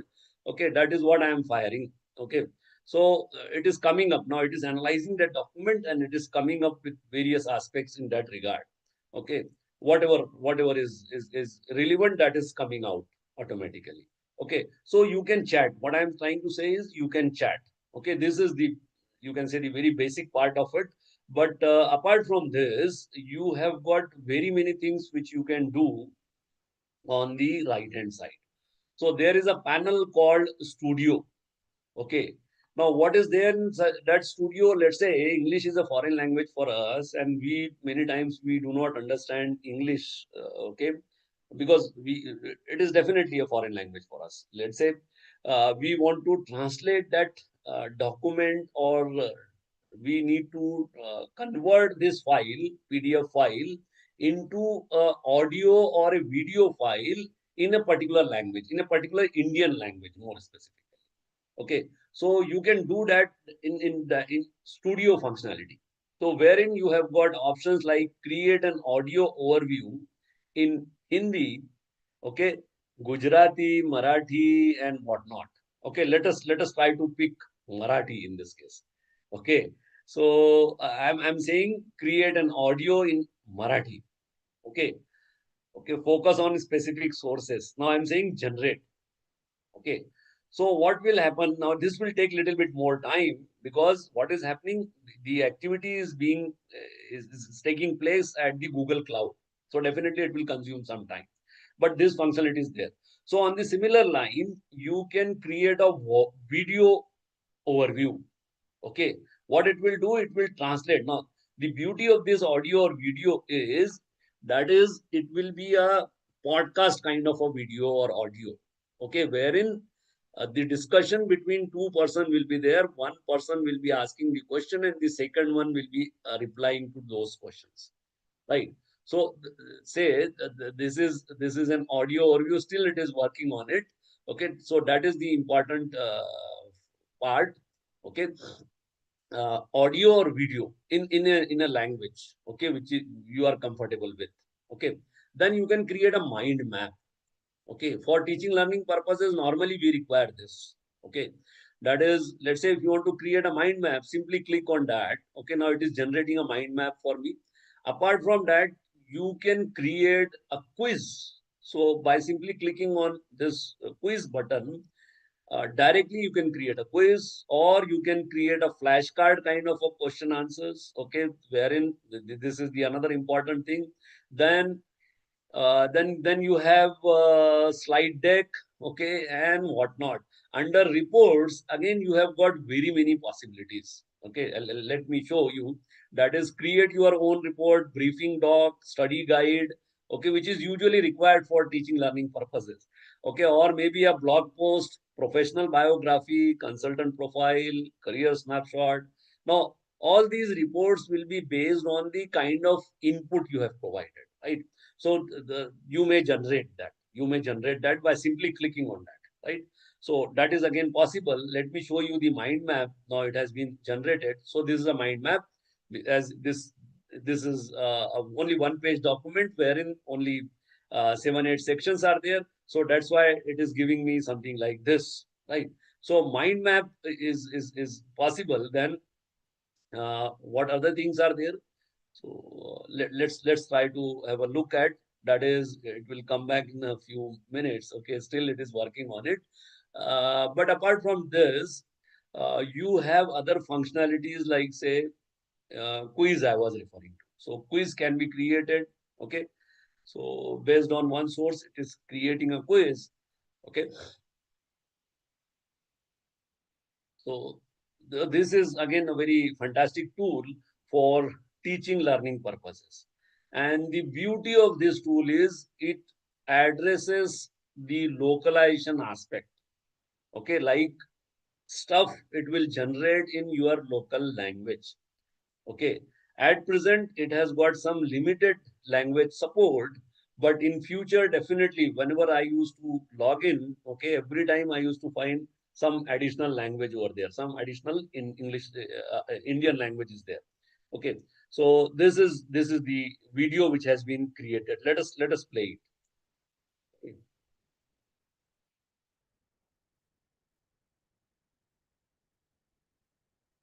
Right.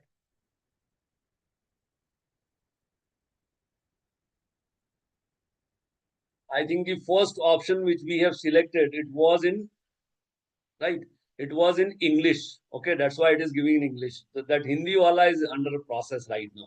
Okay, so but you must have feel the heat. That is how it works, right? So this is again a very fantastic tool for teaching learning purposes, right? Teaching learning purposes. Now what we will do, let's say before moving further, okay, let's say if you have some specific query at that point of time, it's better because again we need to toggle between one tool to another. Okay, so I request all of you, let's say if you have some specific query with regard to that particular tool, some functionality you want me to explain, okay, it's better to, before moving to the next tool, it's better to have questions there itself, right? So I'll wait for maybe a minute or so that, let's say if you have any specific query, you can fire it now. Okay, so this is one tool. Okay, now my idea is to expose you as many tool as possible. Okay, later on, based on your own requirement, you can pick any particular tool, you can explore it further, and then you may adopt it for your teaching learning purposes. Right. So having said this, I am done with the very first tool, that is the notebook LM. Okay, that is the notebook LM. Now let us move ahead with the another tool, what they call it as the illicit. Okay, let's say you want to analyze or synthesize any research paper. Okay, so this is normally needed whenever you go for what they call it as the literature review. Okay, critical review of the literature, existing literature. Okay, in that case, normally it is needed. Okay, I'm facing some problem in my internet connectivity, so you simply allow me to. Okay,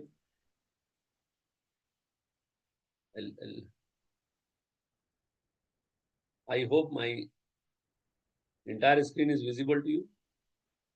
Okay, allow me to off my camera. Okay, all right. So I hope the entire screen is visible to you. Let's see whether it works now.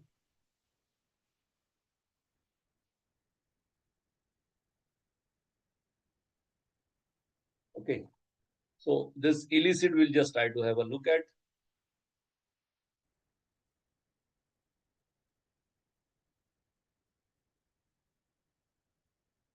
I hope my entire screen is visible to you. Any one of you can respond. Otherwise, what will happen? I'll go on explaining.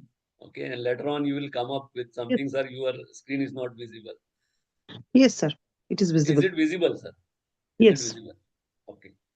So Okay, so another tool, we'll move ahead with another tool called as illicit, right? Let's say you are completely new to this, no worries. Okay, what you need to do is simply type illicit, okay, illicit.com, it will take you to that. Okay, and then what you need to do is you need to sign up, or you may sign in using your Gmail account. Okay, so let's try to sign in. Okay. So again, you may sign in with even, let's say if you are having a GitHub account, those who are from computer science, definitely they must be having their GitHub account. So they may use this particular option, or you may continue with Google. Okay, now I'm continuing with Google, okay, with my ID. Okay, so what has happened? Okay, now the beta version of this tool is free. Okay, that is with limited functionality. But again, that is more than enough for all of us. Okay, that is again more than enough for all of us. That is what it will do. It will this tool will help you in analyzing or synthesizing the research paper you intend to analyze or synthesize. Let's say AI in medical education in, say, India. Okay, this is the prompt. Just for the sake of example, I have given this prompt. Okay, very broad prompt actually. Okay, so what has happened? I have fired a query, okay, wherein I am intending to find out some papers in this particular domain, that is AI in medical education, and that too in a specific country called India, that is in our country, right? So what it has done, it has come up with certain papers. If you look at the left hand side, now this is basically a free version right now I'm using. Okay, this is a beta version. I'll show you exactly how it is different with a pro or a upgrade, right? But right now, what it has done, it has uh, arrived some, rather, it has gathered some 8 to 10 papers. Okay, and then again, load more paper button is there. So you may load few more paper if required. Along with the paper on the right hand side, if you can see here, that is, you have got a summary column over there. Okay, you have got a summary column there. So by default, paper along with the summary will appear in this particular tool. And then let's say I want to add, rather I want to analyze all these 10 papers, that too in a single go. Okay, by executing, but by adding a simple column over there, I can very well do that with the help of this edit column. Okay, edit column, then add a new. Okay, and then say the what you intend to do, that is research gaps. Okay, okay, research gaps. My intention is to find out research gaps in all those 10 papers or 20 odd papers, whatever it has sorted out. Okay, and I intend to find out research gaps, that too on a single click. Okay, and that is why what I am doing, I am adding one more column called research gaps. Okay, so simply say add a column. Okay, so as you can see here, that is one more column is being added, which is the research gap, and it is being populated with the respective stuff. Now this stuff, it is gathering from the respective papers. Okay, from the respective papers. Okay. Okay, so this way you can add as many as 4 column in a single go with this free version. Okay, with this beta version or free version, not more than that. Okay, let's say if I go maybe 2 more column I can add, but after 2 more column it will say sorry. Okay, you need to go for a upgrade. So upgrade has got definitely lot many things. Okay, but now it is suggesting. Now see, this is the beauty of this. Okay, it is suggesting me certain columns. Okay, I may go ahead with say AI application strategies, learning outcome impacts, or ethical and say implementation consideration. So let's say I want to add this. Okay, now it is saying update. Okay, it is saying update. Okay, so column can be added. Now the solution is again there. As I said, not more than 4 columns, but at a time. So what you can do, you can delete the stuff from the earlier column. Okay, and then you can go on adding the column that you should not cross more than 4. So up to 4 it will do quite easily, but it will not allow you to add more than 4 columns. So the basic objective of this particular tool, that is Elicit, is to analyze and synthesize research papers, right? To analyze and synthesize research papers. Okay. Then what you can do, you can even export. Okay, you can export, but that export functionality you need to upgrade. And again, the upgrade is not very, I'm not marketing this product. Okay, it is maybe a $12 a month, wherein you get these many facilities.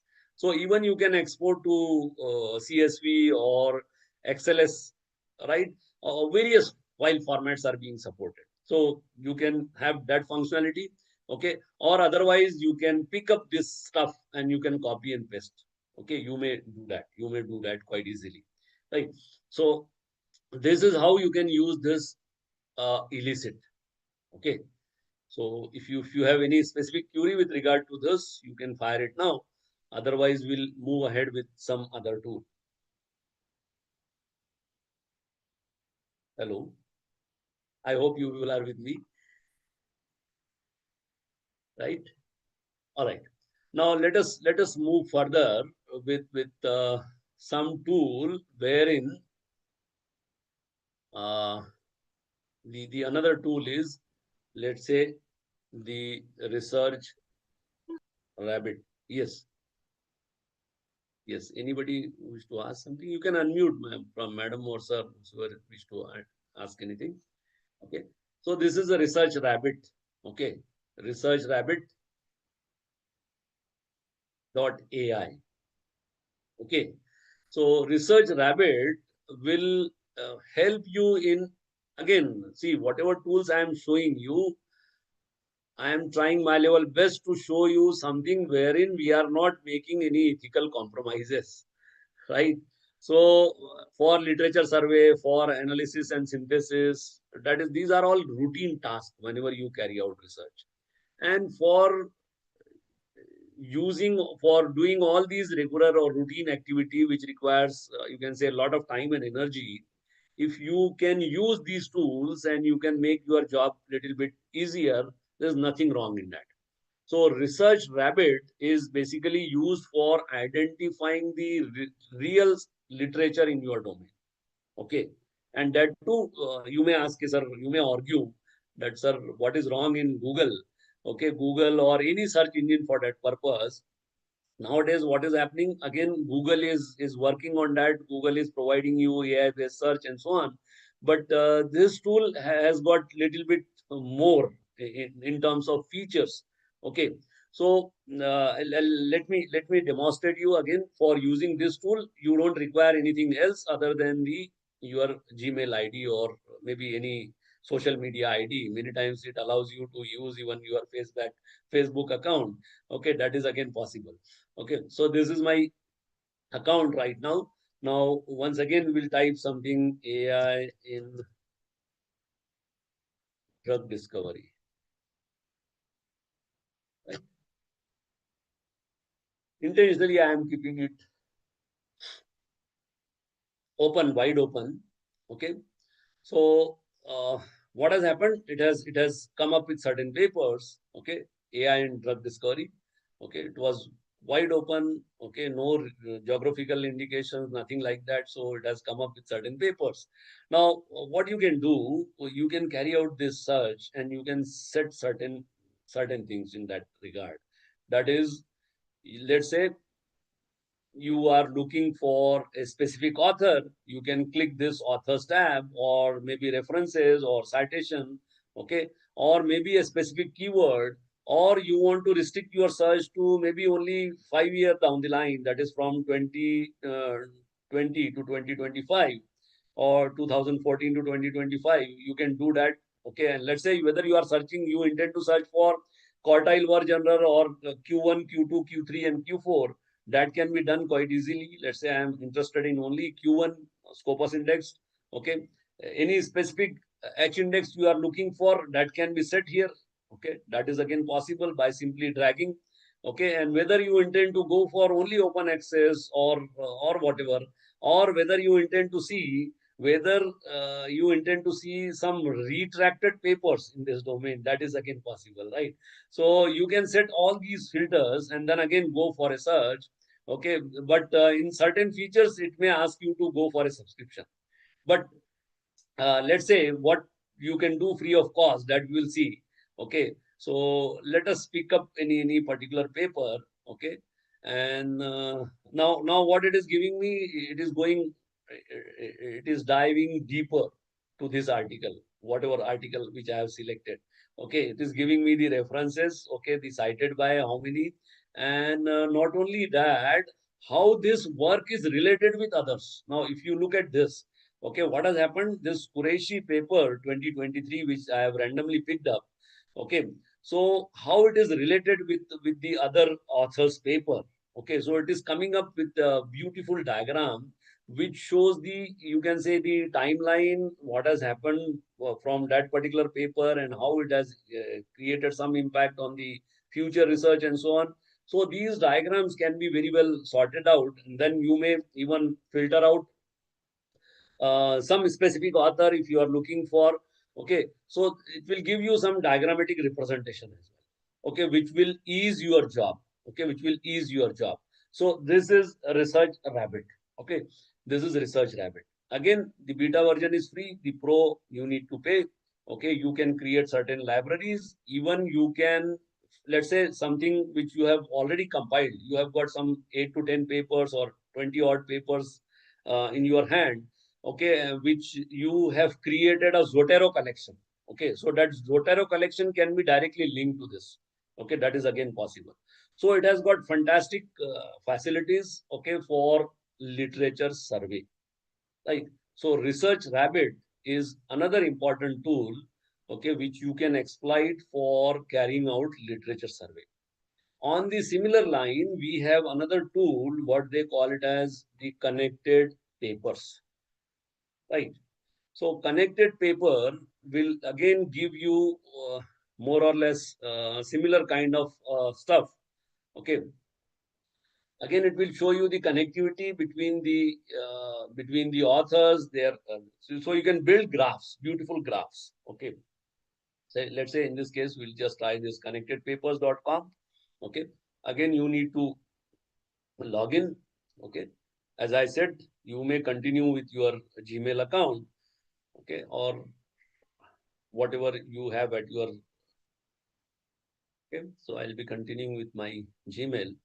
Okay, my advice in this regard would be, that is, while using all these tools, it's better you use some separate Gmail ID.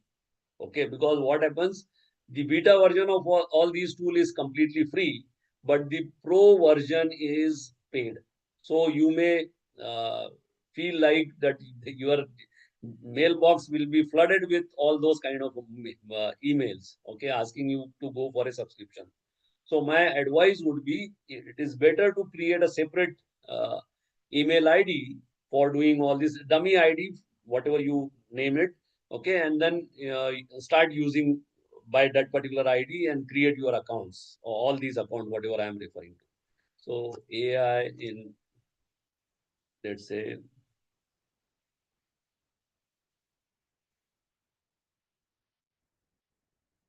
okay, now I'm saying build graph. It will build graph.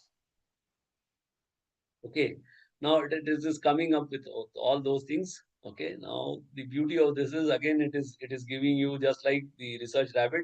Okay, it is giving you the graphs. Okay, so that you can identify how that work in that particular domain has been performed, who are the key players, who are the key authors, and so on. Right. So this is a fantastic tool for you can say, again, literature survey. Okay, or finding out the real stuff in your domain, that is connected papers, right? So connected papers, Research Rabbit, Illicit, and I think one more which we have seen is the Notebook LM. So all of them, they are good for something or the other, right? Anyway, so let us move further on the similar lines, and we'll just go through with certain things wherein uh, let's say I whatever prompt you type. Now, the way in which we are interacting with maybe whether it is ChatGPT or DeepSeek or any tool for that purpose, maybe Research Rabbit and so on. What happens? Whatever you type on the prompt, it is not confidential and safe.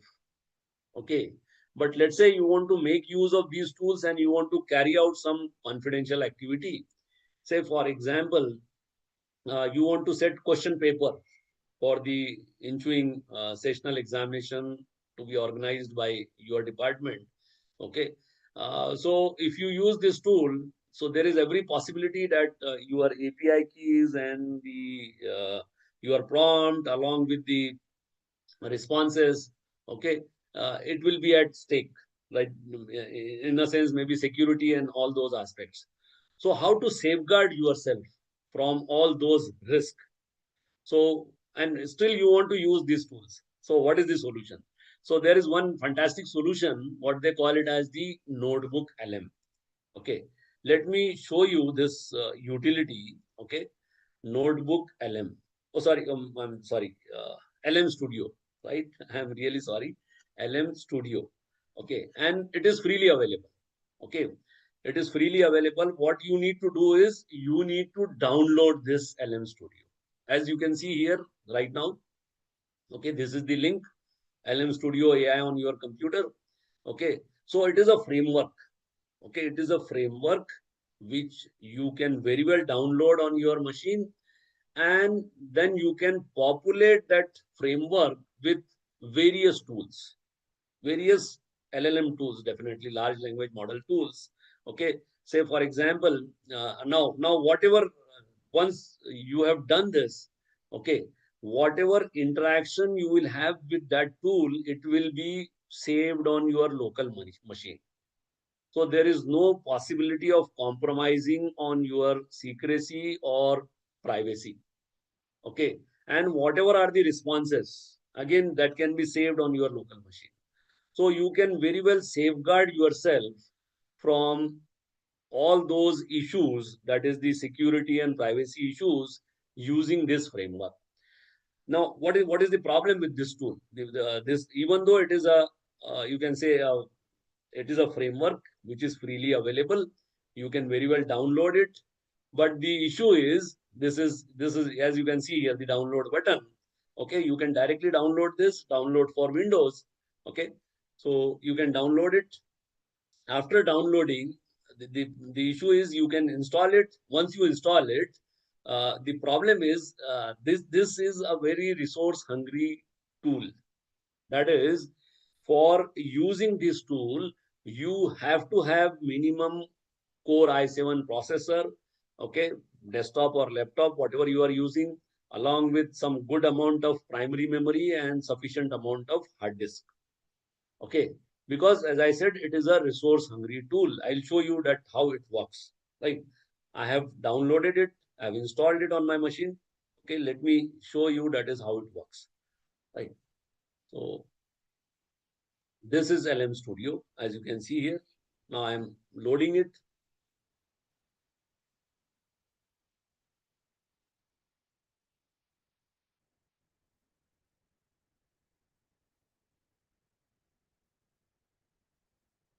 Okay, so what has happened? This particular tool has been loaded. Okay, and right now I have populated this with only these two models. Okay, Gamma 2 and Llama 3.2. Okay, the date and amount of memory it requires and those things are there. Now I can pick any one of them based on my requirement. Okay, and I can use it. Okay, I can very well use it. So let's say, okay, now whatever query I will type here, okay, in the chat box, okay, it will be, and the responses, it will be locally stored on my machine. That is the advantage of this particular tool, right? That is the advantage of this particular tool, LM Studio. right? So you can safeguard yourself from any sort of you can say these are my models right now, but you may populate it with you can say now I may chat it as I said. That is now the moment you say chat, okay, some prompt will appear wherein you can type whatever you feel like, the way in which you want to interact. So it is very similar to interacting with that model. Again, using this drop down list, I can pick up any of the model. Okay, right now it is having only two, but I can populate it with n number of models. Okay, so this is again a very you can say very beautiful and fantastic tool, very powerful tool, wherein you can use your you can say confidential kind of a work without making compromises on your privacy and secrecy. Okay, uh, and still you can use all those models which are best in the world, right? So this is LM Studio, right? This is LM Studio. Any specific query with regard to this? Okay. Now let's move ahead, right? Let's move ahead with some other aspects, like say, I'm sorry. So let me close this application. As I said, this is a very resource hungry tool, okay, which will definitely consume a lot of computing resources. So let me close it down. Okay. Now this is another very small utility, but you can take notes of any online meeting using this app called granola.ai. Okay. So Granola, you may use it for taking notes. Okay. Now, what you need to do is once you install this on your machine, okay, it will take control of your calendar and all. And whenever some event is there, you will be prompted whether you intend to take notes of that particular session or not. Okay, let's say right now I am delivering and due to some or the other reason it is not possible for you to attend. So you may send your assistant to attend the meeting, okay, and take notes. So it will record everything, whatever I am talking in the session. Okay, so Granula on the similar line, you have got not many applications, but Granula is a fantastic, you can say, utility which you can use for carrying out your rather for taking your notes, online meeting notes. Okay, it is applicable to only online, not offline. All right. Now let us move ahead with some few more tools, wherein let's say right now I'm giving this session and I want to gather the feedback. Okay. So for gathering the feedback, you may use this fantastic utility, what they call it as the answer garden. Right. So answer garden is a tool wherein this is a fantastic tool for brainstorming on a topic, gathering feedback, and very many things. So you can create an answer garden. This is the URL by simply clicking on this plus sign. So create an answer garden. Okay, moment you click on that, something like this will appear.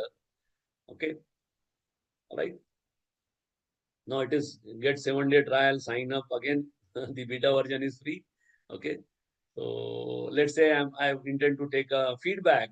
So I can give the title as topic required as feedback.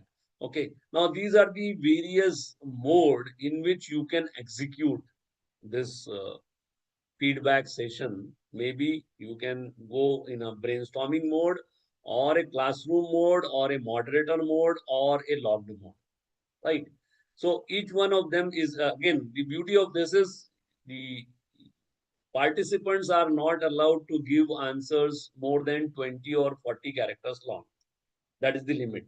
Okay, just like we have on Twitter, right, or any other platform, social media platform, certain restrictions are there. So again, you can pick up any one of them based on your requirement, either 20 or 40 characters. Admin password can be set, okay, and you may record it on and off, right? You may ask the user to give the responses in lowercase, uppercase, or in whatever way you want. Okay, you may add some local discoverability, maybe you may keep it for 1 hour, 1 day, 1 week, or maybe hidden. Okay, then you simply click on this create button. Moment you click on create button, this answer garden has been created, right? Now, what you need to do is you need to share this with your, you can say the participants, those who are attending your session or those who are actually engaged in the, you can say the deliberation, whatever is going on. Okay, this number is important, answergarden.ch 5089182. Okay, so when the user will put this in the browser, what will happen? Something like this will appear wherein he or she can type the response, whatever they want to give. Okay, so all those responses will be gathered here. Now, what you can do? Okay, you can analyze those responses. Okay, you can moderate it. Okay, you can even send a QR code. Okay, let's say few people, though, those who are keen to log in through some mobiles kind of a handset.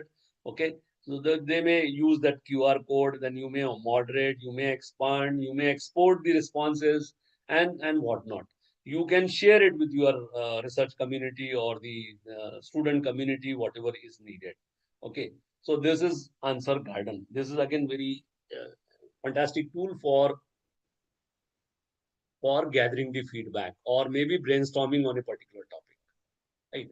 Having said this, let us move ahead with some other tools like let's say now here I would love to interact with you. Any idea about how many number of Gen AI models are there as on date? Number of models I'm asking. Hello, I hope you people are with me. All right. So Open Router is a platform, okay, wherein you can find out how many models are there. And again, you can analyze all those models under one roof, what they call it as the openrouter.ai. Okay, again, for using this tool, you need not require anything other than your Gmail credentials. Okay, again, free of cost, you can do some limited activity, but let's say you are confused, that is, which tool is better for your uh, problem or the issue which you want to address. Okay, you can very well use this particular tool, Open Router. Okay, so Open Router, if you click on this models, it will show you as on date how many active models are there. Okay, five. Say for example, this list is again dynamic. It is increasing. Yesterday when I logged in, it was 579. Now it is 582. So new models are being added. Okay, this is again very fantastic platform. Okay, now you can define your modalities. Okay, you can define your modalities. Whether you are dealing with text and your output is again text, then you need to select this input modality as text, output modality as text.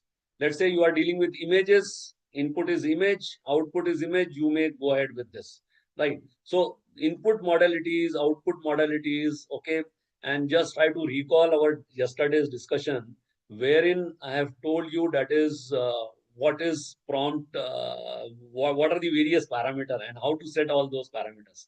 So this is the series. Actually, this is the general modalities, text and all.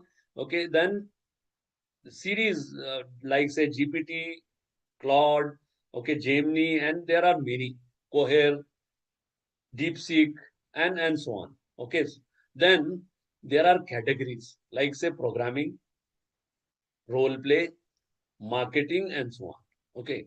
Now, if you just try to recall our yesterday's discussion, wherein I think I have told you about how to set temperature, top P, and more.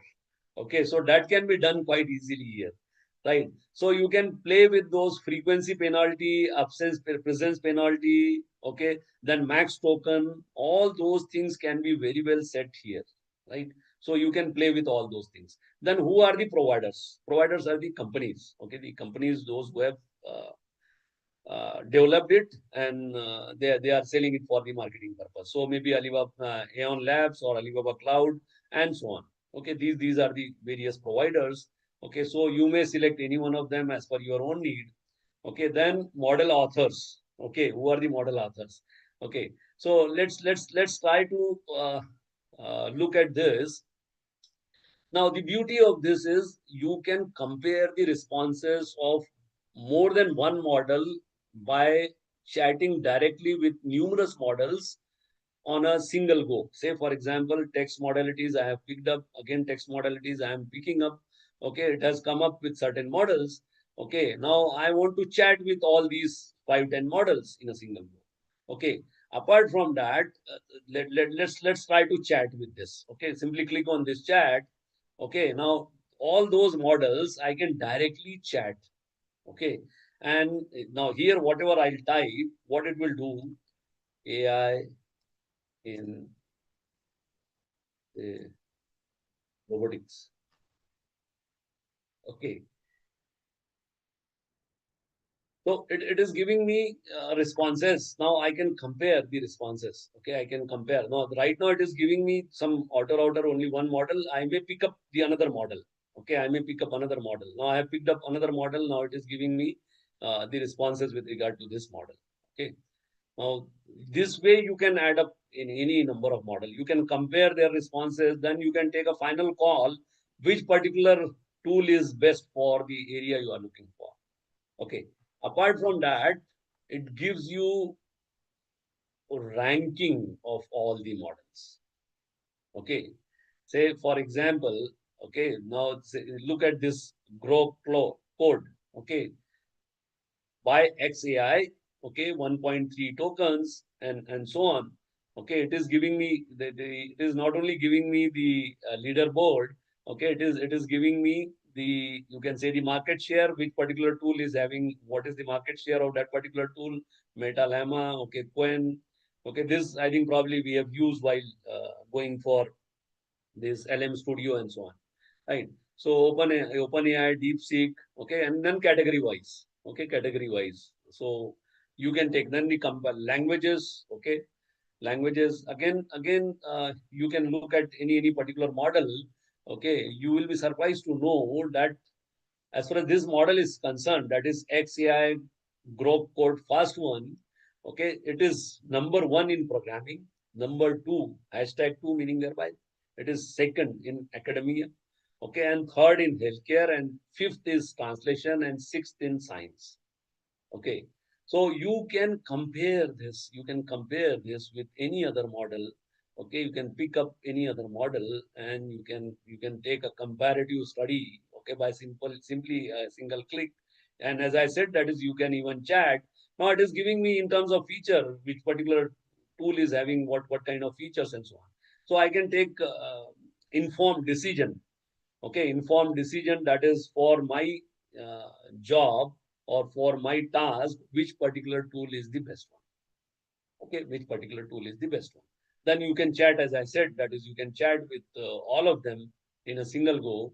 Okay, they say, for example, it has picked up those two models, whatever we have selected. Now, whatever I will type here, the responses with uh, both the tools will come, okay, along with their comparison. So AI in, let's say, education. Okay, so it is processing and now it is coming up with the responses, right? So what I'm trying to emphasize here is, this is again, now you can see the key features, platforms, okay, challenges and concern, all those things can be very well seen here, right?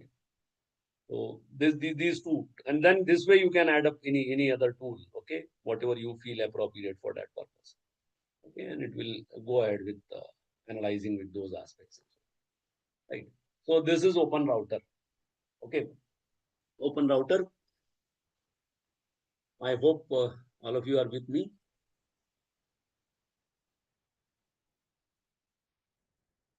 Number is constant, meaning thereby you are still there.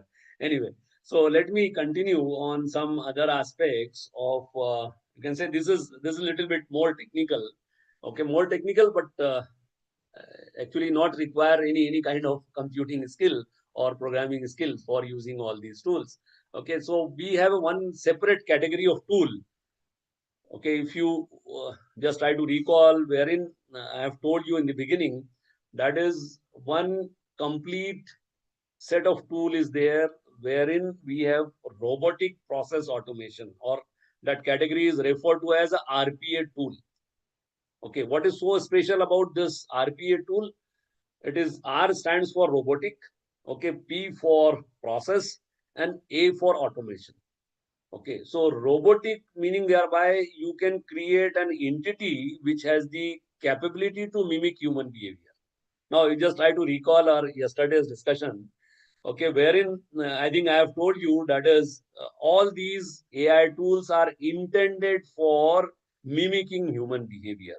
So that is what is the context in which this robotics is basically used here. And what is a process? Process is basically a sequence of steps, okay, which you can uh, carry out some meaningful activity or task. Okay, you may term it as a process. Okay, and automation is doing task without human intervention. Say, for example, by using this RPA tool, I can very well create. See, I'm free to create what they call it as agent for performing some activity on my behalf. Okay, let's say I can create an agent, okay, which will interact with the customer or my student in the language uh, in which he is comfortable with. Okay, so that modality I can add in that particular agent. So agentic AI is one complete domain. Okay, and as I've told you, this is little bit more on commercial side. Okay, we do have some tools under this category, but they are not freely available. Let me tell you, there are five big players in this particular domain. The very first one is what they call it as the Blue Prism. Okay, and the second one is UiPath. Third one is Pega, PEGA. Fourth is Work Fusion, and fifth one is Automation Anywhere. Now, out of these five popular tools, which are very popular in industry, okay, because they are all used for commercial purposes. Okay, so using, as I said, using these tools, you can create your own agent. Okay, you can create your own agent which will carry out some task. Okay, maybe let's say, as I said, that is interacting with your student or customer. Okay, if it is an institution or if it is a corporate world, right? So that can be done. That agent will be, and it will never ever sleep, right? So whenever somebody will visit your page, okay, it will start interacting. It will even wish that particular person, depending upon the time, good morning, good evening, or maybe in Marathi or Hindi, whatever you have said, the context. So you can create that sort of an agent using these tools. Okay. But as I said, these tools are basically very commercial product. Okay, they are not freely available. But one particular tool which is freely available is what they call it as the UiPath Community Edition. So you can Google it. Okay, UiPath Community Edition, and you can very well download, just like we can download the LM Studio framework. On the similar line, you can download this, you can say UiPath Community Edition. Okay, UiPath Community Edition. All right. So UiPath Community Edition, again, if you look at this particular tool, it is again very resource hungry. That is, you have to have minimum i7 processor along with some good amount of primary memory and hard disk space. Okay, if it is not, then definitely you will face problem. Okay, but once you have downloaded that, you can do anything, any automation activity quite easily, and that too, the beauty is without writing a single line of code. What does this mean? That is, it has got its own built-in processes which you need to simply drag and drop. Okay, So you should be clear about your ideas, what you intend to create. Okay, say for example, I want to create a or robotic agent for scanning my all email and finding out if there are any spam email and deleting all those spam email, right? So that can be done quite easily. Okay, on the similar line, as I said, that is, if you want to create an agent, okay, which will definitely interact with your customer or student in their native language, that is again possible. Okay, so you can very well download this. Let me show you. I hope I am in a presentation mode. Okay, let me show you, that is how to download this, right? So UI path, community edition, free download. All right, so you can download it. Now once you download it, okay, so can go to studio, okay, and then download it. Okay, now once you download it, and one small executable, try UI path for free. Okay, so you may, okay, you may download it, or you may use a cloud version as well. Okay, you may use a cloud version as well. But again, there are issues with regard to that cloud. Okay, because it will not give you the full-fledged functionality. But there are certain things wherein you need this kind of functionality. Now, this I have downloaded on my machine. Okay, let me show you the UiPath Studio. Okay, Community Edition. Now, I'm just trying to run that particular program.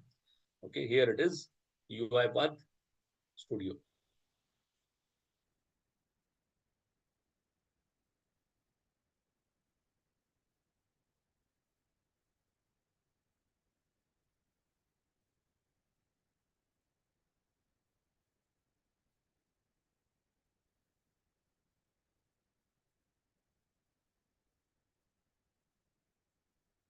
The bulky program, it will require a lot of resources. Okay, so this is how it is. Okay, on the left hand side, you have got the studio. Okay, then you may open a local project. Okay, there are tools as well. Okay, and then as I said, that is, there are processes, library, text automation. Okay, there are some templates, design templates, which you can use it as it is. Okay, then with regard to, you can say, attended automation framework, background processes, okay, long running automation, and so on, right? Now, if you look at the tools, again, you will find a lot of tools over there. Okay, so UI Explorer is there, then the templates are there. Okay, and so on. Now, what we'll do, I have created one small, okay, one small project. Okay, that is, this is my first project, which let's say I have created. Okay, I want to run it. Now, when you run it, what happens? That is what I intend to show. Right. So you may run it directly. This being loaded.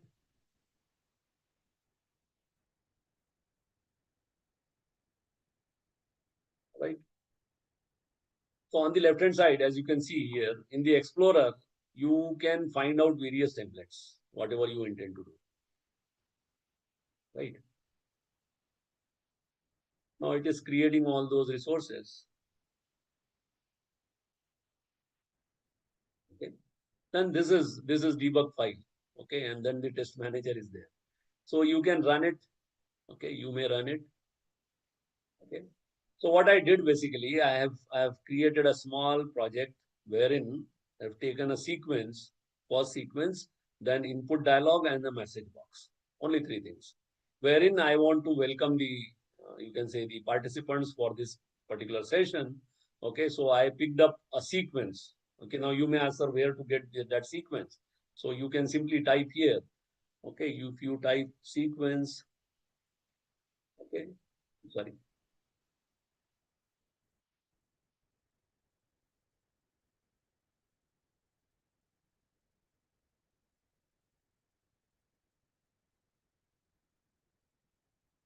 Right. So this is the sequence I have picked up. Okay, I have dropped it here, then input dialog box, then the message box I have picked up. So under template again, you can see that this is a JSON file, okay, and then simply run it. So what I'm doing right now, I've picked up these three small boxes, okay, and I'm running it. What it will do, let's see whether it gives us the required functionality or not. Okay, so it is asking me what is your name. Let's say this is what I have not written any single line of a statement. Okay, my name is, let's say, Mohammed Atik, and what it will do, it will say welcome message. That is welcome to the session. Okay, and what I did basically, I have taken up this sequence, then the input dialog, okay, wherein it is asking me to give my name, and then it is giving me some appropriate message. That is the message box. That is welcome to the session. Something. Now you may define certain data types and so on. So there are a lot many things which you can do. Okay. So this is one small project, okay, which I have shown you, that is demonstrated you, that is how you can play with this fantastic tool. Okay, wherein you have got this facility is not available in Blue Prism or Work Fusion or automation anywhere, or let's say Pega. Okay, but this is there in UiPath, that too in Community Edition. Okay, so you can build this like this. Okay, now let me show you some aspect with regard to, I don't know whether it is there. Okay, we will go a little fast. Okay, this is what I was talking about, the agentic kind of thing. Okay, you can create agents. Okay, this is my cloud interaction. Okay, this is my as a matter of fact, this is my account which I have created on cloud.uipath.com. Okay, SGB Amravati University /agent. Okay, because I am using my official email ID, official Mohammed Atik at sgbau.ac.in. Now, by simply, I was saying that, telling you that you can create your agent for the spam filter and deleting all those things. So you simply go to this build your agent now, okay, and you will be prompted something like this. Okay. Okay. Now under agent, okay, you can have these two types of categories. I was talking about the conversational kind of thing, wherein you can create a robo which will have some conversation on your behalf with your client or maybe your student. Okay, or you can create some autonomous. Okay, create an agent that acts independent to complete a given task. Okay, or create an assistant that interacts with users through real-time dialogue. Okay, these are the two functionalities. Again, this is just for experimentation purpose. What you need to do is you need to write down the functionality of that agent and simply say generate agent, it will do. Right? So if you are good at writing prompt, okay, you can do it quite easily, what I'm trying to say. Right? So then you can add up, let's say if your problem is a little bit more complex, as I was referring to the spam uh, email detection, then in that case, definitely you need to define what exactly, which particular mail you will categorize as a spam mail, okay, wherein subject is there, or let's say the user is not known or whatever. Okay, those criteria can be defined in this agent definitions. Okay, so you may have evaluation sets and evaluators. Okay, even you may use this. Certain tools are there, okay, which will make your job little bit easier. Okay, so again, you may utilize them, but let's say I was referring to these processes, contacts, and connections. Okay, so you may create fantastic agentic AI tool using this UiPath Community Edition. Okay, UiPath Community Edition. Now, by simply clicking on this publish, you can go ahead with publication of that tool. Okay, or you may submit it as a template, or you can share it with your, you can say the student community or so on, right? So this is your Project Explorer. Under Project Explorer, you may create an open data manager, and so lot many things you can do. But again, the beauty of this tool is you need not have to write a single line of a code, right? It will do it. You need to write the appropriate prompt, but that prompt must be well carved, right? If it is ambiguous, then definitely you will get some uh, different results. Okay, so you need to write down that prompt very accurately, very appropriately. right? So this is all probably from my end as far as these tools are concerned. Now, intentionally, I am keeping 10 to 15 minutes for discussion. Okay, so if you have any specific query, you can fire it. Yes. So I've shown you there are few more tools like say Socrative for the examination purpose. I'm sorry, I have not touched upon that aspect. Say for evaluation purpose, okay, probably some of the resource person, they must have talked about evaluation in terms of what they call it as uh, formative, then summative, and so on, right? So all those aspects can be very well addressed by uh, various tools, various ICT tool. Okay, but while picking up any tool, okay, you need to be concerned about a criteria, uh, specific criteria, what they call it as the SAMR criteria or SAMR model, SAMR model. Okay, what is that SAMR model? SAMR model is basically is peculiarly you can say S stands for substitution, A for you can say augmentation, M for modification, and R for redefinition. So if any tool which satisfies this SAMR criteria, you may pick it up for the assessment purpose. Now, you may say that some of you must be using some Google Forms for the assessment purpose. Now, you can very well apply this criteria on that. And let's say if you feel that it is having all these features available in it, then definitely you can adopt it for the evaluation purpose. So there are lot of tools which are typically used for formative, summative, and integrative assessment.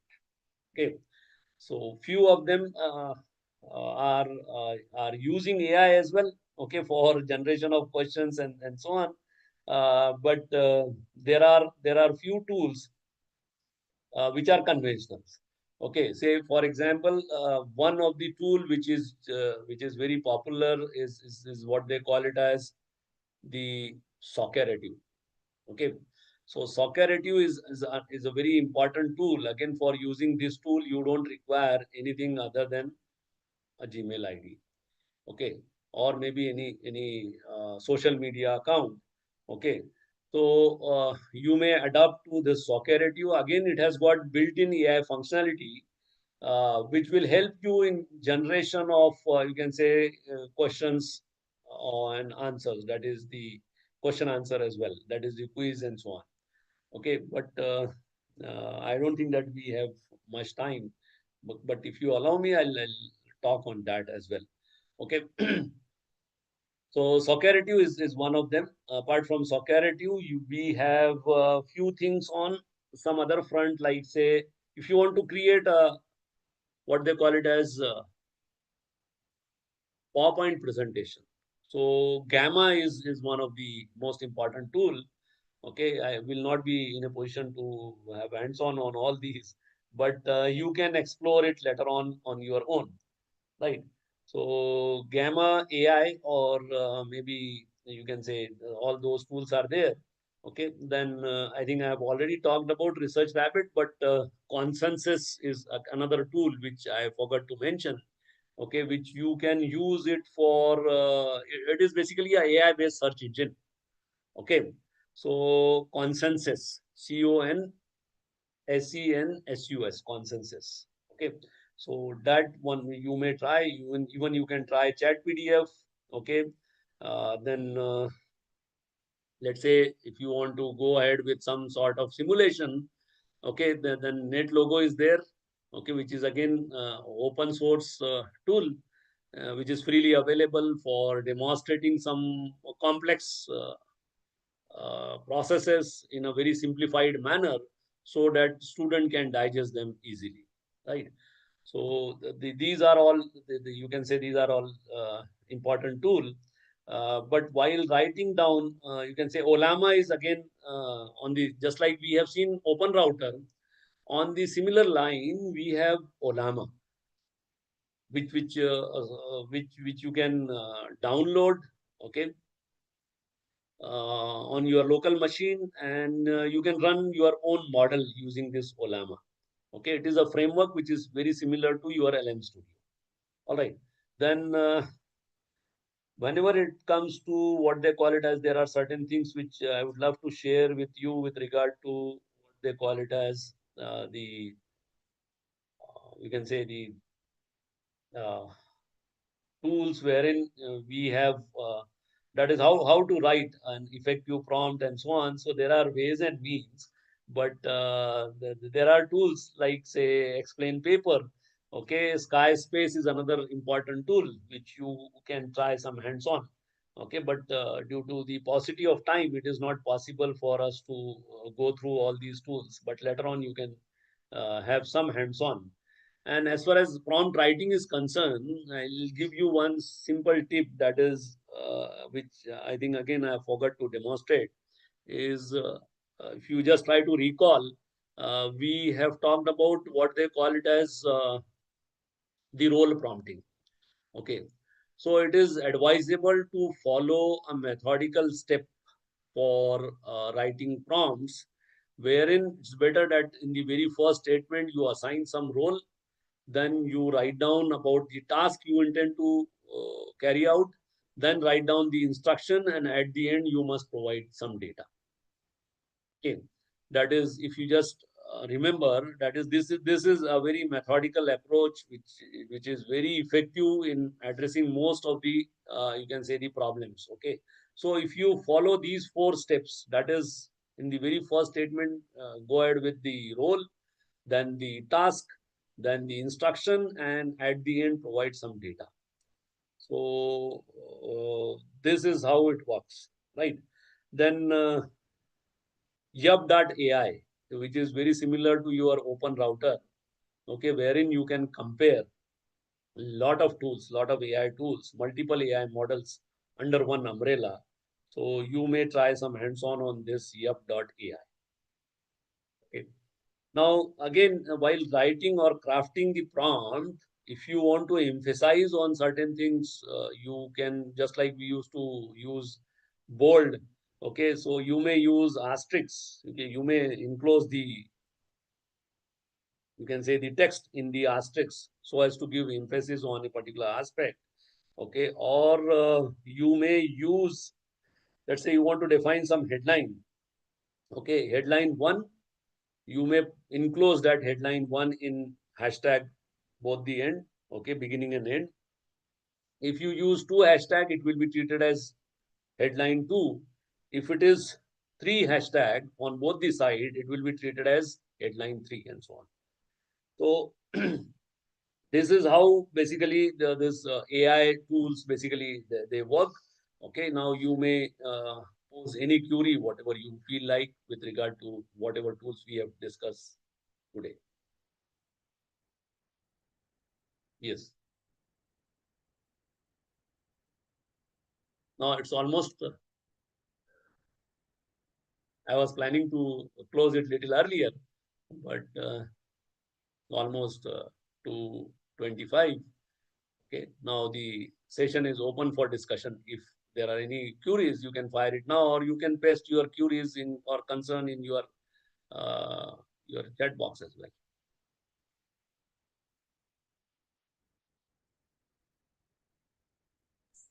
Yes, anyone has any queries?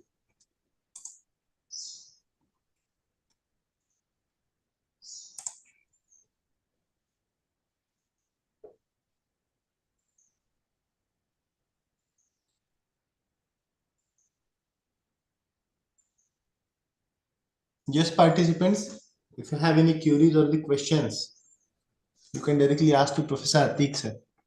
Either there is no queries or the question, then we can conclude.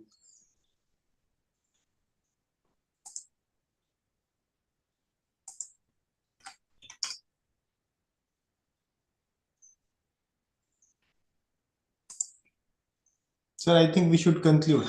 Yes, no problem. No problem. So, on behalf of all organizers, I extend my sincere thanks to Professor Atik sir for such a wonderful and hands-on session on this use of different AI tools that will be very essential in the today's era.